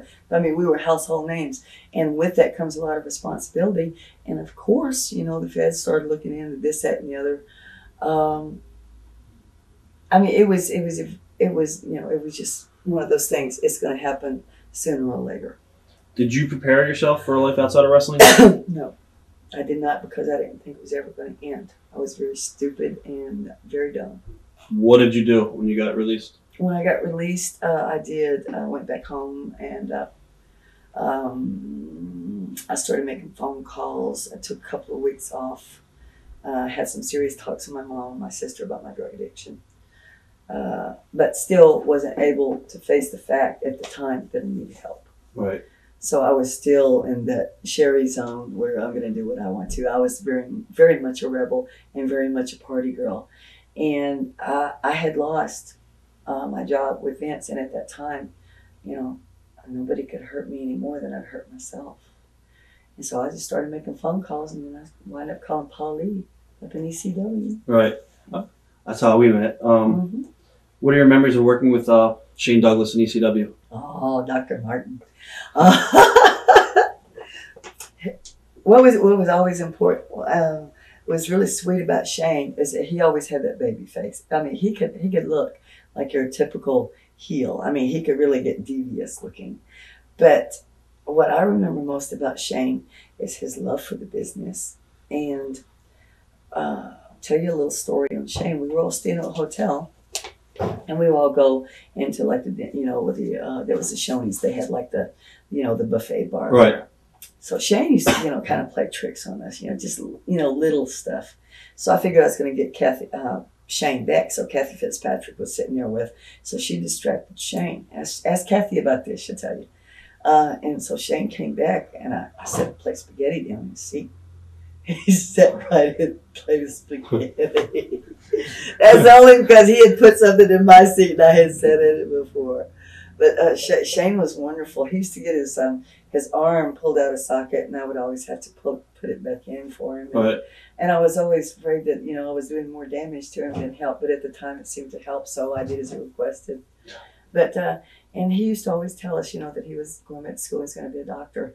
So I'm sitting there in Share Bear land, thinking to myself, now let's picture laying on the operating table, and you got the oxygen thing over your head, and you're a little bit woozy, and then you're looking at the door, and somebody walks in, and you look down, you're looking sideways, and you see a pair of wrestling boots, and then as you go up, you got wrestling tights, and you got a stethoscope and a white coat with Dr. Troy Martin.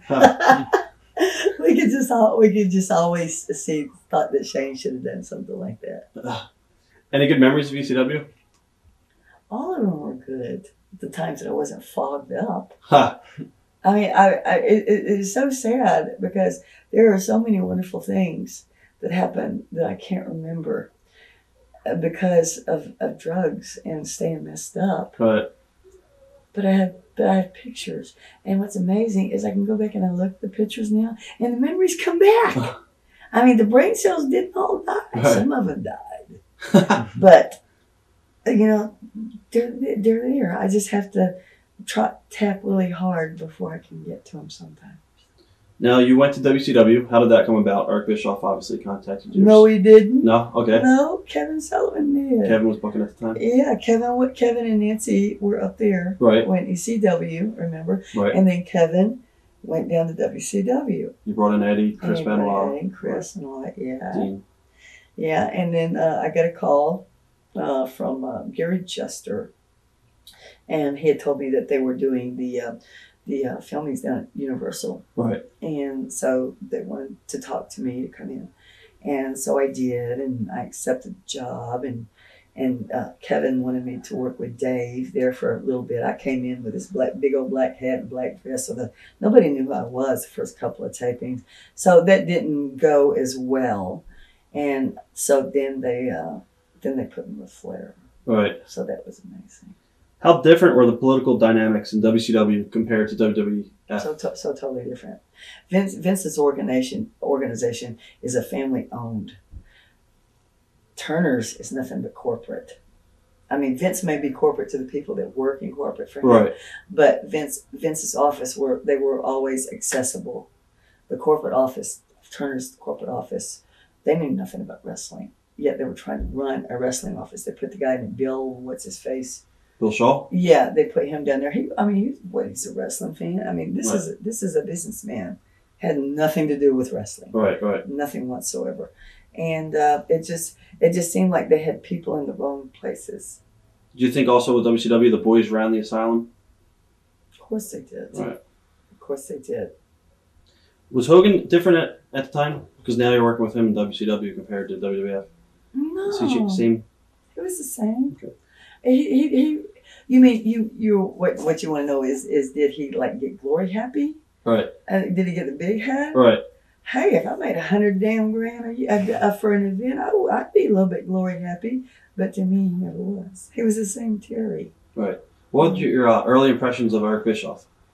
Eric Bischoff, I thought he was cute the first time I seen him.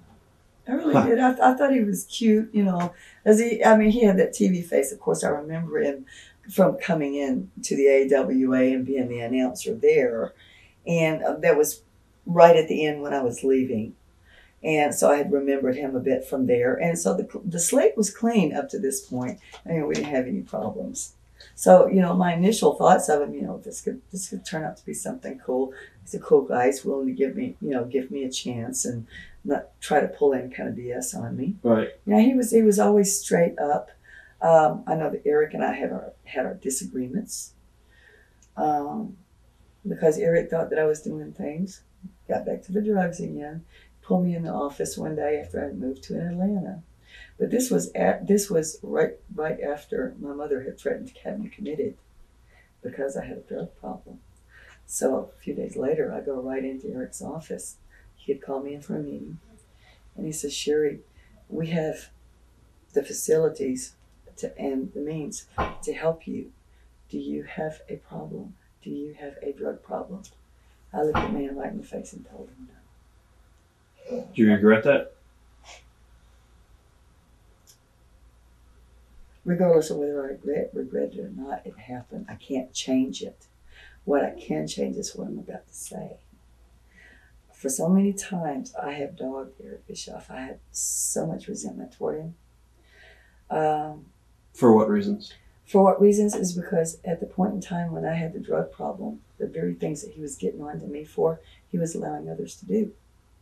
The camera, just like yesterday when we started to do this interview, right. I had drank 3 beers. Okay, this is what Ron is not telling you. I drank 3.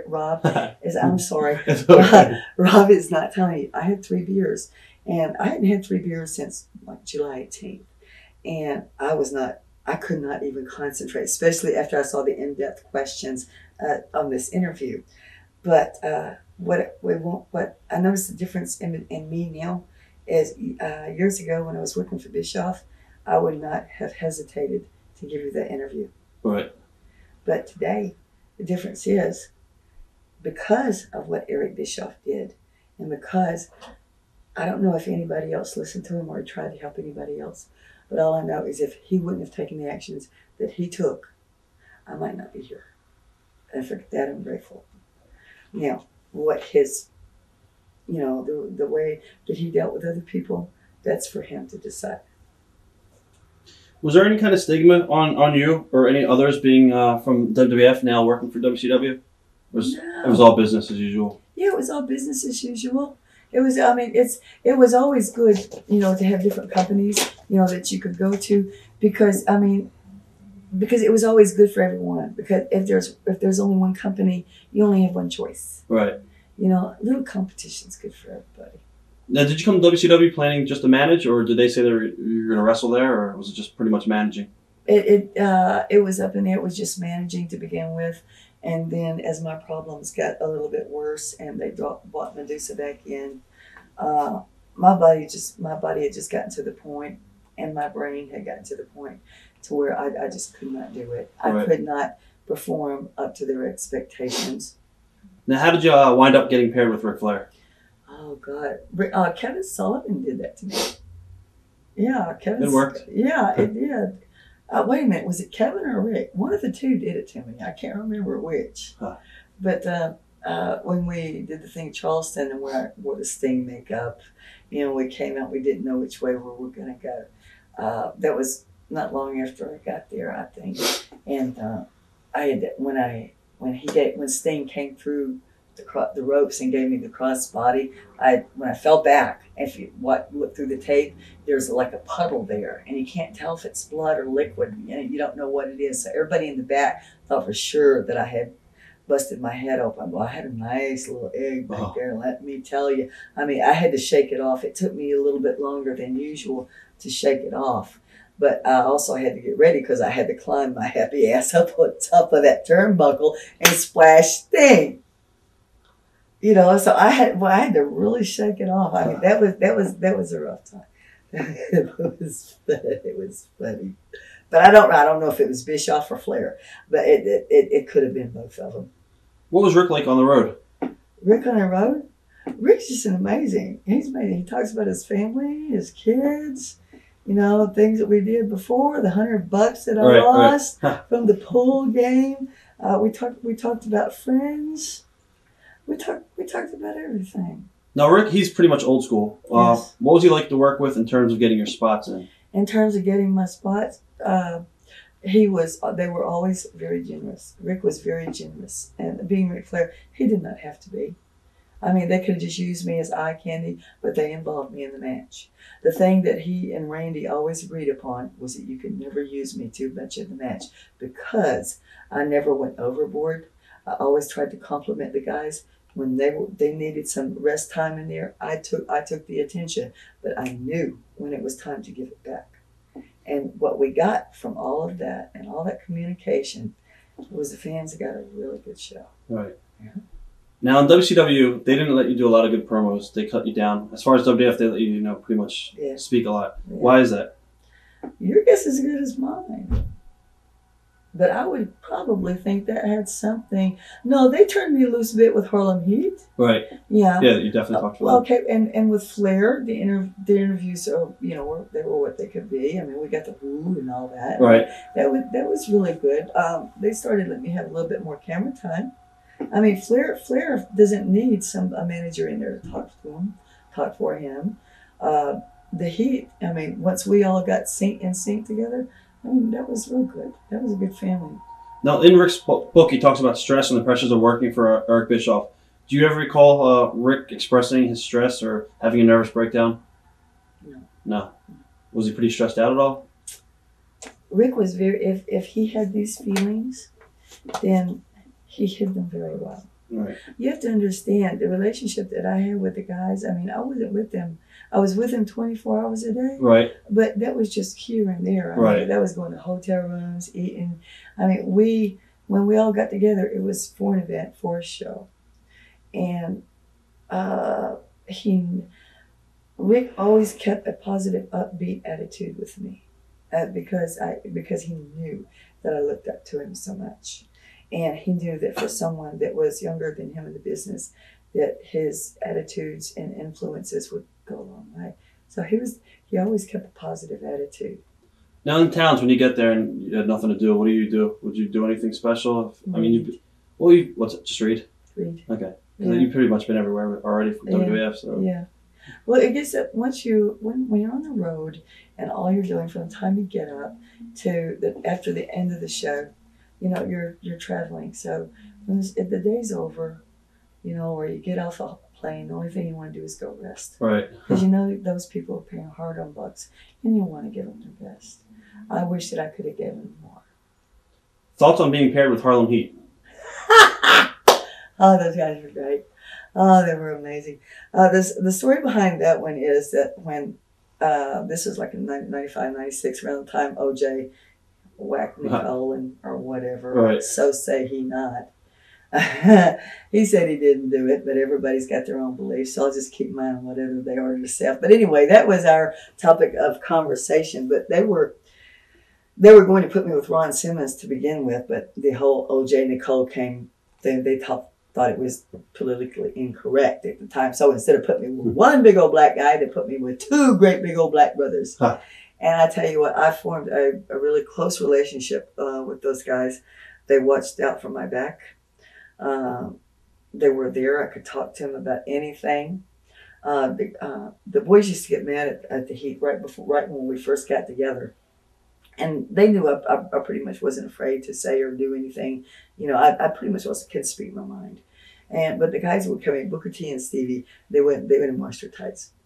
So the guy, and after, two great big old black guys, they have an odor about them, I mean, come on, please. And so, I know they could smell them. They just didn't want to wash them.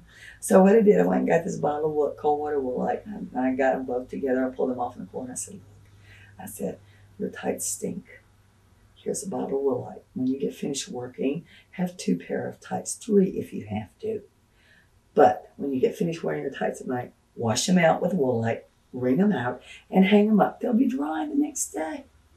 Then that way, your opponents will not throw up on you.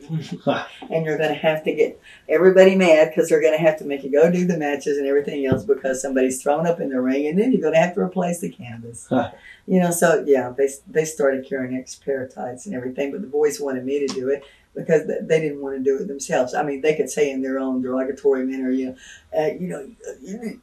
take a bath, do something, whatever it is, the testosterone thing they got going together, whatever they say to each other. Right. But they figured if I told them it might make a difference. I didn't know if it would, but I gave it a shot. And It worked. Are you surprised at the success Booker T has had? Not at all. No. Not at all. I'm really glad because I see how many black men in the world of professional wrestling have gotten to that point. I'm serious. He's setting a standard. He's saying something there, to these kids, get out there, work for what you want, and it's obtainable if you're willing to work for it and go after it. That's his message to people. Anything is possible if you're willing to work for it and do what it takes to get the job done and still be able to look at yourself in the mirror at night and sleep peacefully. You guys feuded with the Nasty Boys. Yeah. Right. What was that program like? Pity City. Yeah. Oh, them guys are crazy. Them guys were, Nasty Boys were in AWA too. Yeah. I tell you, between the Nasty Boys and the Rockers, Shawn and Marty, I think we got thrown out of more hotel rooms in Salt Lake City, Denver, San Francisco, any other town we went to. Their biggest thing was, they got to have a few drinks at night. They're crazy. Yeah, they get crazy. God bless them. They were young. That's what they're supposed to do. That's what they thought they were supposed to do, and apparently they had a good time doing it. But at the same time, everybody got evacuated from the hotel at 3 or 4 o'clock in the morning because them guys went up and they would pull a fire alarm. Well, you know how that got broke? Yeah. When they started putting the dye in there and then you could see who was pulling the fire alarm. But the boys, we go in for Tuesday interviews in AWA, and Shawn and Marty and the Nasty Boys, all of them they'd gotten us thrown out of another hotel, and we would just not talk to them. Huh. That's awesome. It was crazy. Thoughts on our love affair storyline with Robert Fuller and the wedding? Oh, Robert Fuller and the wedding. Oh, God. I don't know whose idea that was, but it was something. Okay, hold on just a minute. Hold on just a minute. Can you pause this? Yeah, just definitely. for a minute. Cool. All right, Robert Fuller and the wedding. Oh, God. Oh, that's it first started out being fun. Of course, Colonel Parker in his own right. Right. First, remember I told you the story where we was riding down the road. Went to work the show with him with Candy Devine, and our car broke down. We had to hitchhike to get to the Robert Fuller show, and Jimmy Golden was there too.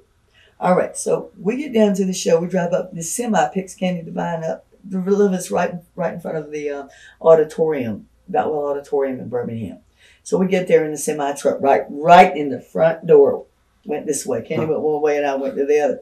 So after, show was over and everything, and so Robert Fuller and Jimmy Golden were giving us a ride back to Nashville. Candy's car broke down. She rented this cheap ass old piece of shit. Right. And it broke down. I mean, me and Candy get into some stuff. It's just been really strange. But Colonel Robert Fuller and Jimmy Golden, they wouldn't stop. They wouldn't stop and let us go to the bathroom. And we didn't realize they were going to the bathroom in Gatorade bottles. Huh. Well, we couldn't hit the Gatorade bottles whole, and they got review mirrors and everything else. So we had to hold it. All right. Yes, I reminded him of that. And then I started talking to him one day, and I said, Robert, how did you come up with character, Colonel Parker? He said, sure, you ever watch Looney Tunes? I said, yeah. He says, remember Foghorn Leghorn, that great big old rooster? And I said, I'll be damned. Huh. And he did, and he told me about that. But I had a lot of fun with Rob. I mean, he was crazy. We lived we lived in the same apartments in Atlanta. When I moved there, I used to go up, and he had all kind of beautiful plants on his terrace. And I used to always like to sit out on the terrace. Of course, he didn't like it because I sat on the ledge, and it was about 6-7 stories up, and he would always tell me to get back off the ledge. But yeah, he was amazing. I had a real good time chasing him. The chase was wonderful. Now in WCW, near the end, did you feel you were just wasting your time there, or did you feel like you accomplished some stuff, or was it pretty much just for a payday? Or at the end, I cut my own throat again. Was it drugs again, or? Yeah. Okay. Yeah, it was. And we were doing a TV shoot in Jacksonville, Florida, I think it was. I could be wrong on that one, but I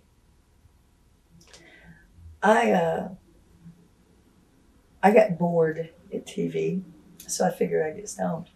So I took about 4 somas. Didn't eat nothing. I was trying to watch that girly figure, and they kicked in.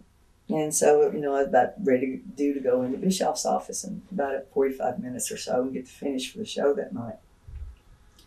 Well, I just got a little bit impatient, and I forgot that I took 4 somas and took 4 more. And so when I was in Eric Bischoff's office, I went up against the wall, and I slid down. Oh, no. And that's all I remember. Diamond Dallas Page and Kimberly came in, picked me up, took me back to Orlando to the hotel. And I don't remember anything until the next morning. Wow. And they let you go? Yes, and that was on my birthday. It's February 8th, I'll never forget it. Now, do you think there should be more of a crackdown on drugs and alcohol inside the business? Or do you pretty much believe that it's up to that person and, everyone's grown adults and they should be able to take care of themselves and not have a policy? I think the mandatory drug tests are a good thing. I really do. These guys, sometimes people are like children, and you have to take them and you have to lead them because the choices that they make are not very good. Well, the business also, the stress level that the business causes. Yeah, it is, but you can't, that's with any business. You can't blame the wrestling business on the personal choices that we make. I mean, that is a personal choice. To roll a joint and smoke it, to put a pill in your mouth is a personal choice. We knew, all of us know what the criteria for having a job working for Vince was. We all knew what the criteria was for working for Turner. Everybody knew, especially after the steroid scandal. I mean, and plus, with us being on TV so much, they're going to be watching us. You know, they continue to watch us. We're going to be in the spotlight as long as we're in the public eye. They're going to have their opinion. If they think there are drugs there, then now the federal government is cracking down more. But regardless of what the government does or what anybody else does, I still strongly believe that it is a person's personal choice. Do you feel like you've come pretty much clean? I mean, how have you personally been? I slip back every now and then, but I'm 46 years old now. After my stint in rehab, went in for 21 days. That was really hard. What I realized was that I did not want to die. I had to sit back and look at myself, and I didn't like what I saw very much, because I had everything, and I threw it away. And the people that were around me that tried to help me, I didn't listen to. As everybody tried to tell me, everybody tried to help me. But in the end, the drugs went out. I made the choice. I paid the price. Today, I thank God on a daily basis that I wake up every morning, because I should be gone. I should not be here. What was the growing feeling about Eric Bischoff as the company grew amongst the boys and yourself? Amongst the boys? Even yourself. Well, I didn't start having problems with Eric until I got to the point where I wasn't able to do my job. Hearsay, from what I heard going around, was that Eric was just focused on a certain few people, and he was forgetting about everyone else. Would that be Hogan, Nash, and Hall, basically? Yes. And, of course, then you throw Vince Russo into the mix. You know, what in the hell have you got there? Huh. I mean, I never even knew what a Vince Russo was. I mean, I didn't know that he worked up there for Vince. But he's another one of these guys that wants to be out there, wants to be a superstar. When you are running a major company, Vince can do it because he's Vince. But nobody else seems to be able to pull it off and keep their shit together. Right.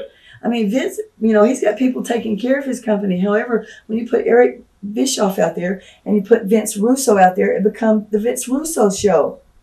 Where in the hell did that come from?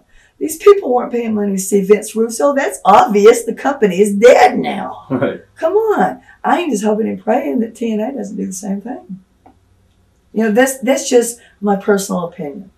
You know, everybody has a place. Either you're in front of the camera or you're behind it. If you're able to handle both, God bless you. You must be Vince McMahon. Now, you worked with Elizabeth again in WCW. Yeah. What are your memories of working with her again? She was a bit different. She wasn't the same. She wasn't the same Liz. As far as what? She was single. Right.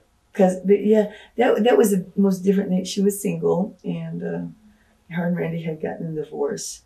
And I was trying to scoot around subjects because that's people's personal stuff. Right. So I didn't want to, interfere or say the wrong thing. So I just kind of basically had to forget what we had before. Our friendship remained. But, the things of like within essence Randy or all that we didn't even talk about anything like that. Was she with Lex at this time yet or no? Yes, she was. Yes, she was.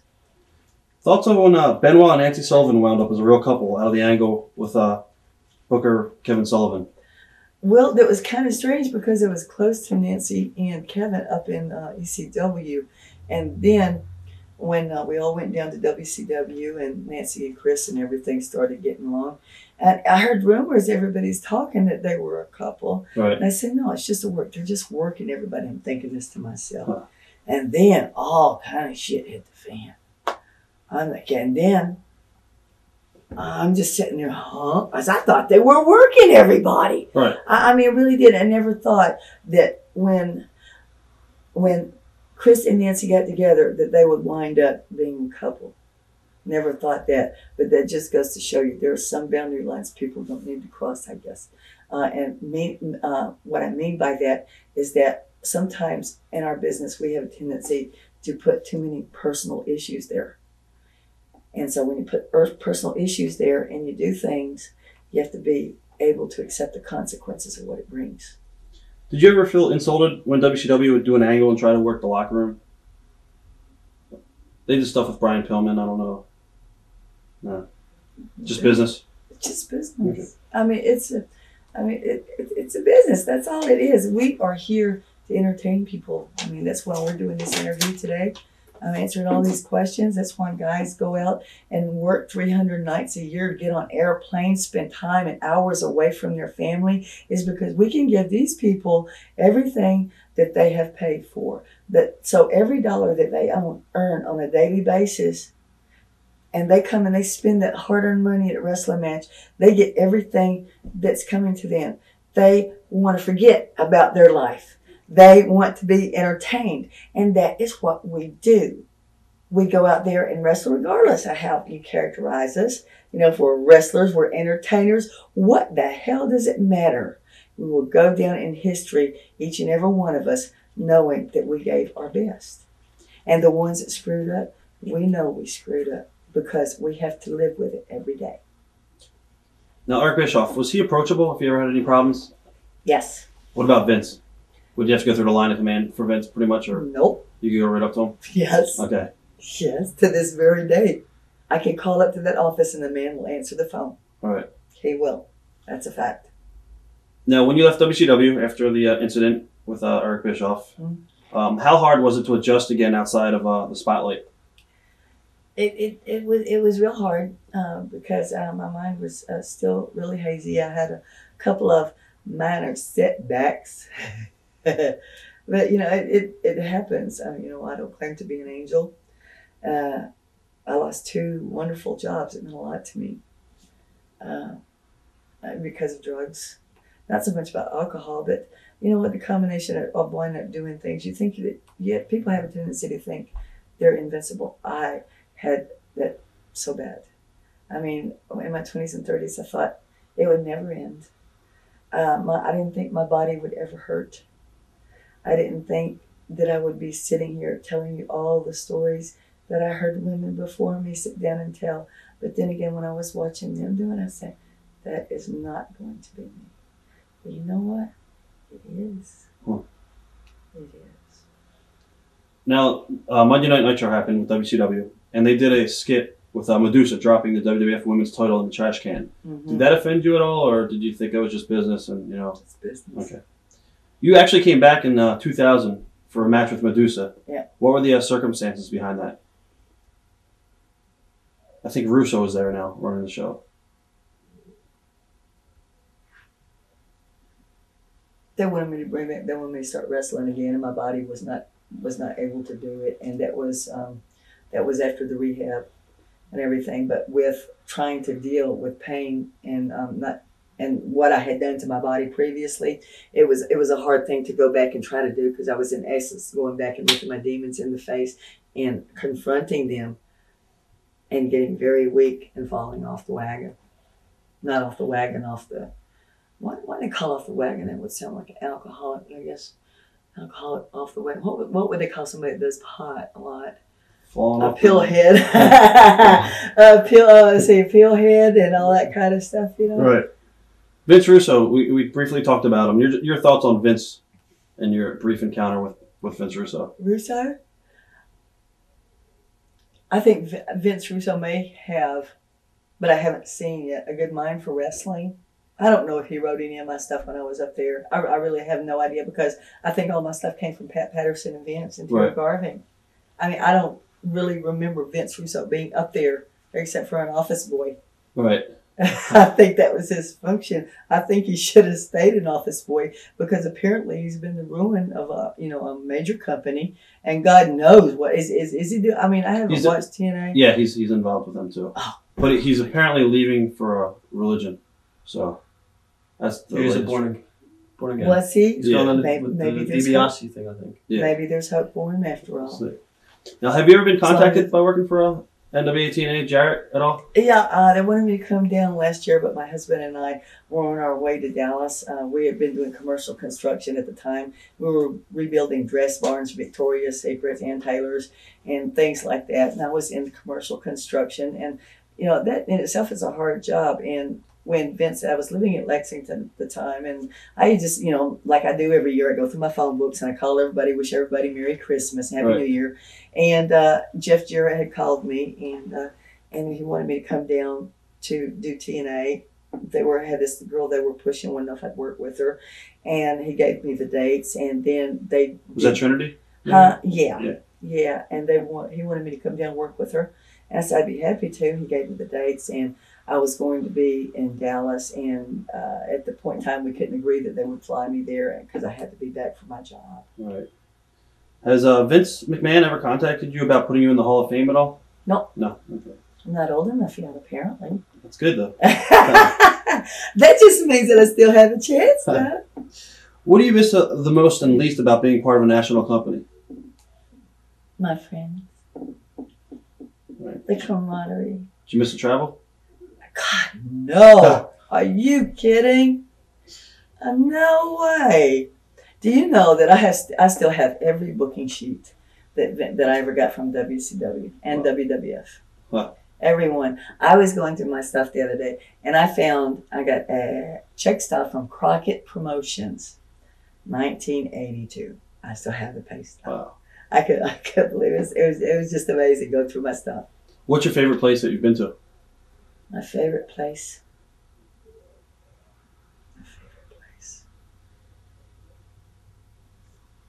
God, I guess say all of them, because I'm sure what I don't remember that is still there, but I can't pick out. I can tell you what I regret, where I regret not going. Definitely. And that's to see Siegfried and Roy in Las Vegas. Huh. I always wanted to see them, and now they're not there anymore. All right. But all the places were great. I mean, I've been everywhere I've always wanted to go. 2 or 3 times, some of them. But all of them were good because all the wrestling fans in each town were amazing. I can't put faces on them, but I remember them. All right. And it's just the electricity that I got from them, and going out in front of them every night. Thoughts on Sable? Sable. Jeez, honey. What are you supposed to think about Sable? Sable's great. She's gorgeous. I mean, she's drop dead gorgeous. I mean, stacked. Of course, I knew her when she wasn't stacked. Right. But she was always sweet. She's a bit more worldly now than when I first met her. Do you think she used her body a lot to get what she wanted politically? Sure. Yeah. Why wouldn't she? Right. She's got it. Everybody else does. Why not?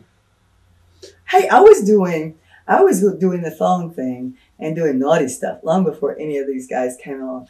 These guys aren't doing anything except, for what their money affords them to do. Thoughts? Thoughts on the current WWE product and the use of the women? They're pretty much not really legit workers per se. Wait a minute, Lita is. No, she is legit. I'm saying some of them are. Let's be specific. Okay, Lita's definitely paid And her dues. Trish has come a long way. I am so proud of that girl. Right. Yes. Okay. Stacy, she's still coming along. Right. Victoria, she's phenomenal. Molly Holly, can you see? I had a couple of matches with her, and she threw me into the turnbuckle. It was a WCW show. Right. Yeah. And she threw me into the turnbuckle. She started doing the death flip coming up, and I said, "Holy crap!" I had no idea. She didn't tell me she could do all this. She was so into so many acrobats and stuff. She's just an amazing girl. She's an amazing woman. All the women. I respect all the women up there because they are doing what the cards have dealt them. They're making choices about what they can do in this particular era. In their era. This is not my era anymore. Right. So they're not doing anything more now than us girls haven't done in the past. They're just the only thing that I miss with the girls is being able to, the differences. You know, like a lot of blondes, you know, I always thought that the women needed to be something special, each and every one in their own right, you know. The two blondes don't look like, you get Stacey Keebler and Tori, you know, I mean, they're two blondes. Right. You see what I'm talking Right, about? totally. It's variety is the spice of life. You know, something different. And fantasy and glamour was always really good for me. And now there's no, when I watch, you know, I see everything. There's nothing left to the imagination much.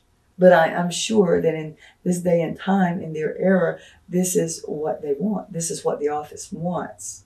I guess I'll rephrase it. Does it actually bother you that they're looking for models and trying to train them to be wrestlers rather than using trained female wrestlers? I don't see where it's going to do them any good to get someone unless they're planning on training them. If they train them, that's fine. Right. But I just don't see some of the girls that they have had up there. They don't appear to me to be tough women that can endure the BS that this business puts you through. I say BS. I guess. What's the easier way to put it? I mean, this business is really rough, and you have to be very focused. And I've always felt that as a woman in this business, as like the women before me, you have to have a love for this business. You have to get in there, and the things that we do as women to our bodies in order to compete in this male-dominated sport, we have a love for it. These women, these models do not. Right. All they see is stars. That's all they see. They see the glitz and the glamour on TV. Glitz and glamour is wonderful. But what's going to happen when they've got to go out there? Now, if they're going in a new diva direction, you know, that might be crazy, you know. But as far as for wrestlers, I don't really see that they're going to have a chance other than taking their clothes off. Switch tapes. Really supportive during your years as a woman's wrestler and manager? Yes. When the first time I told my mom, you know, she thought I was a little bit whacked. But then again, I've always been known to be a little bit whacked in my family. I was just always the rebel and always wanted to do something and be away, something different than everybody else. Cool. Yeah, they were very, very supportive. They had to have been. They were very, very patient with me. Thoughts on Missy Hyatt? What do you say about Missy Hyatt? I'm just trying to read her saucy. I just want to read her saucy book. Right. I want to see all the trash on everybody. Nobody writes trash. Right. Right. I bought everybody's book. Everybody's book, and I read it just to see if they tell the truth. No. Some do. Right. Some do. Thoughts on China? China. Oh, what's she doing now? She's doing indies. That's it, and she's trying to do a music career. Howard But she's got some personal problems. So. Does she really? Yeah. She was nice to me when I met her. You know, it was she seemed to do good for Triple H and Shawn. Right. And Shawn when they were up there, X-Pac. Right. You know, so that was a good thing. You know, I haven't seen her, you know, since the Hunter, Stephanie, and that little triangle thing going there. Right. But, you know, she was nice to me. I liked her a lot. Did you ever think of ever acting? I always wanted to do a scary movie. You know, something like that. You know, that would have been fun. A music video would have been fun.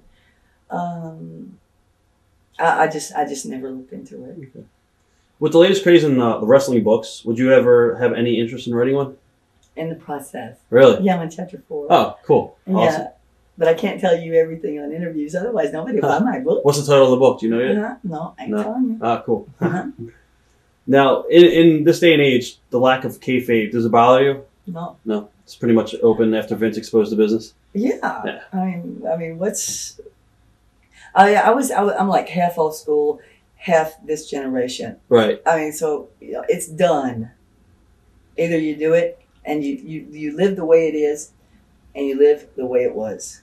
Do you think the business is heading in a bad direction with, like, you know, as far as like all the old timers being out of the locker rooms now, and it's now a new young generation where there's nobody in that locker room teaching the young guys psychology, and they're pretty much out there just going out there and doing high spots, and there's nothing behind the high spots, and we'll find out. Yeah.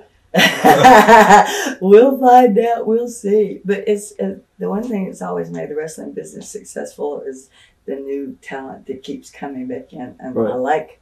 I like the new guys. I like the young guys. I like watching them because you can see which ones are talented and which ones are hungry, who's going to go after what. I mean, it's amazing. I find a lot of pleasure with the young kids.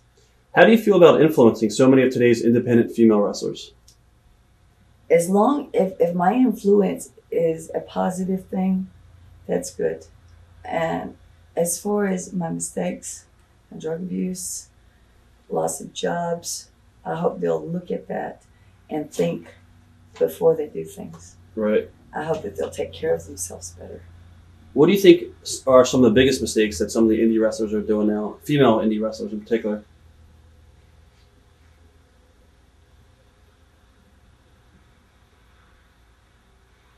I really don't know. There's not that many out there. Not that many at all. What are your biggest regrets or your proudest accomplishments? Proudest accomplishment was working with all the wonderful people for years. And don't ask me which one was my favorite, because I don't have a favorite. They were all favorites. I was going to ask you your favorite person to work with. Well, each and every one was individual. They were all favorite at the time. We worked together. I wouldn't trade it for any of it. But if Randy saw this interview and he says, well, you said Shawn was your favorite. What the hell is that all about? And then he goes to talk about Shawn. Well, you said Randy was your favorite. And then you go back to talk to Ted. He said, well, what's this about Harlem Heat being your favorite? So I just say everybody was my favorite at the time when I was doing it. I made good money with all of them. I still have good relationships with all of them. I don't talk to all of them as much as I'd like to. Ted I talk to occasionally, Booker T on a regular basis, Flair, and the WWE guys when they come around, I go and see them. Right. Is there anybody in particular you never liked working with? No. No. Okay. No. Any good rip stories that stand out above any of the other ones? Or any good road stories that stand out? No. No. Ha. Yeah, there is. I was riding with Paul Bearer and The Undertaker one time. I used to love to ride with them and listen to their stories. But they were telling me a kind of a sick joke one night. And it's kind of like a golfer's clap when somebody's doing something that you really like and you don't want them to know that you're watching. Right. Huh. That's all you'll have to read into it, what you want. I can't tell you any more than that. That's over my head. I don't get it, but... See, Big Red will come after me. Oh, no, okay, let me think of one. Oh, Kurt Hennig. Kurt Hennig and Scott Hall up in AWA. All right, we're up there, and everybody knows how cold as hell it is in Minneapolis. So we were going up there, and Nick Bockwinkel was the champion at the time. So we were all going up there, and Nick had to do his interviews last. Okay, so Kurt and Scott Hall stole his belt. They stole his championship belt. They went out and hid it in the snow, and that damn belt wasn't found until springtime. Nick was the champion known without a belt. That's great. That's the best one I can. It's not the best one that I can give you. It's all that I can give you. What's in the future for yourself? Do you want to get back into a national company or? No, I don't think so. I really don't. My time has passed. I sacrificed so much of my life, my family time. Everything that came second before comes first now. The wrestling business is something that I've loved for a long time. Lots of ups and downs, but my main focus is with my marriage now. Sticking with my marriage, getting this book out, going to conventions, calling everybody and seeing everybody. Right. I just kind of want to have a peaceful life. And I'd like to know that the mistakes that I made, people won't remember me so much for those, but for the good that I tried to do. I hope people will look back and maybe learn something from my mistakes. Yeah. Real quick flashback question. Shawn Michaels versus Ric Martel, the blindfold match. Yeah. What are your memories of that match? I couldn't figure out why the hell they blindfolded him. I thought that was the dumbest thing in the world. Or actually, there wasn't a storyline if they couldn't throw a punch. Maybe that was the match, right? Yeah. Yeah, they couldn't hit each other in the face. You talking about Wembley? Yeah. Yeah, that's when they dumped the bucket of water over my head. And Ric Martel wound up carrying me back. That's when I mooned the world. Yeah. That was Wembley Stadium, and Queen played a couple of days after, so, but, and I remember that because Davey Boy and his wife were there, and they were staying to go to the concert. Wow. It was a tribute to Queen. Right. And, but I remember, after Shawn and I went and showed Vince our outfits, and we walked out around the ring, because I always checked the ring out. I wanted to know where the mics were, so that way I'd be well oriented when I went out there. And I just remember walking down that aisle with him with it empty, and just looking around. I mean, it was like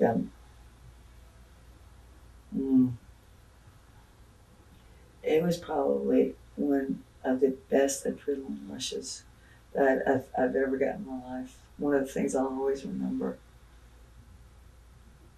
Because me and Shawn just walked out of the room and just, wow. And it's just amazing. Who's the most famous person you met outside of the wrestling business?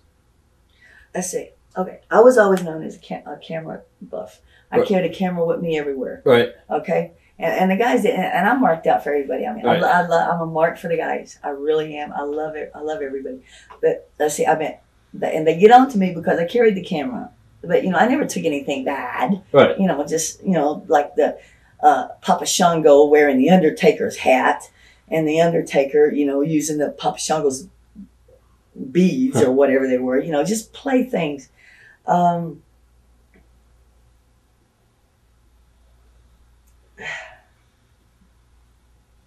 stuck. Repeat your question. Who are some of the more famous people we met outside of the wrestling business? Sorry, I got sidetracked. Howie Mandel, because I had my camera in Halifax, Nova Scotia at a 1 o'clock in the morning departure flight. Wow. He was like right over. He heard our plane was over there, so he came over. Judd Nelson, Ray Combs before he kicked the bucket. Oh, maybe I shouldn't say it like that. Ray Combs before he passed on. Right. That was terrible and tacky. I'm so sorry. I apologize. Donald Trump. Met Ivana, and then we met the second go around with Marla. That was I always thought Donald Trump was funny looking, because I thought with all the money he had, he could get some hair. I really did. And let me see, who else? Regis Philbin. Randy and I went on the Regis Philbin show. I remember that. Arsenio Hall. That was fun. That was my very first TV thing by myself. It sent me out there by myself, and I had my son. I had my son with me.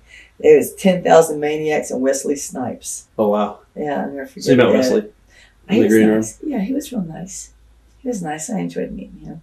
Arsenio was real nice. He loved the Nasty Boys though. Huh. He loved the Nasty Boys. The Nasty Boys loved him. They'd go over there all loud. You know how they are. Right. Oh, it was just amazing. Is there anything you want to say to your fans that you never had a chance to say right now? Wow. The only thing that I can say to the fans is thanks. Thanks for everything. And I hope that at every point of my career, I brought each and every one of you some type of happiness. I hope it was worth it. It was for me. Thanks. And he wouldn't do it when I was telling him he was messing with the birds. He went to sleep that night. I painted his toenails red. I kid you not. He woke up the next morning. He sleeps with socks on his feet now. So he tried to do it another time, and he was sleeping real sound. So I cut the bottom out of the socks and painted it. Yeah. Hey, Robert, Shawnee Rich. Oh, there he is. Tell him. There he is. Come in. Come on. Should I do it from up here? I'll scream down. Huh? I'll scream down. Oh, yeah. Should I? Huh? I'll scream down. We're gonna do that. Yeah. Oh, you guys as well. Come on. Camera's hot. Camera's on. It's on? It's on. Okay. This is our first rib on I'll video. this is my First well, rib. see, it's on the internet that I'm married to Jeff Tankersley. Jeff Tanker's his promoter that I worked with in Kingsport. That's not true. No.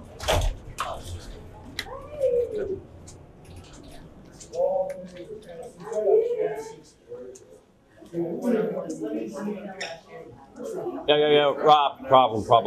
What? The audio, What? the audio didn't come out. What? The audio didn't come out. We're gonna have to do it again. What? Can we? Can we do it again? It'll only be 3 hours. 3 hours is not that bad. I'm sorry. I'll give you another 100. Is this the guy that wanted to do a video with me? Yeah. Just another 100, Robert? The audio went bad. Gotcha. There you go, man. Thank you very much. He gave me an Iggy, though.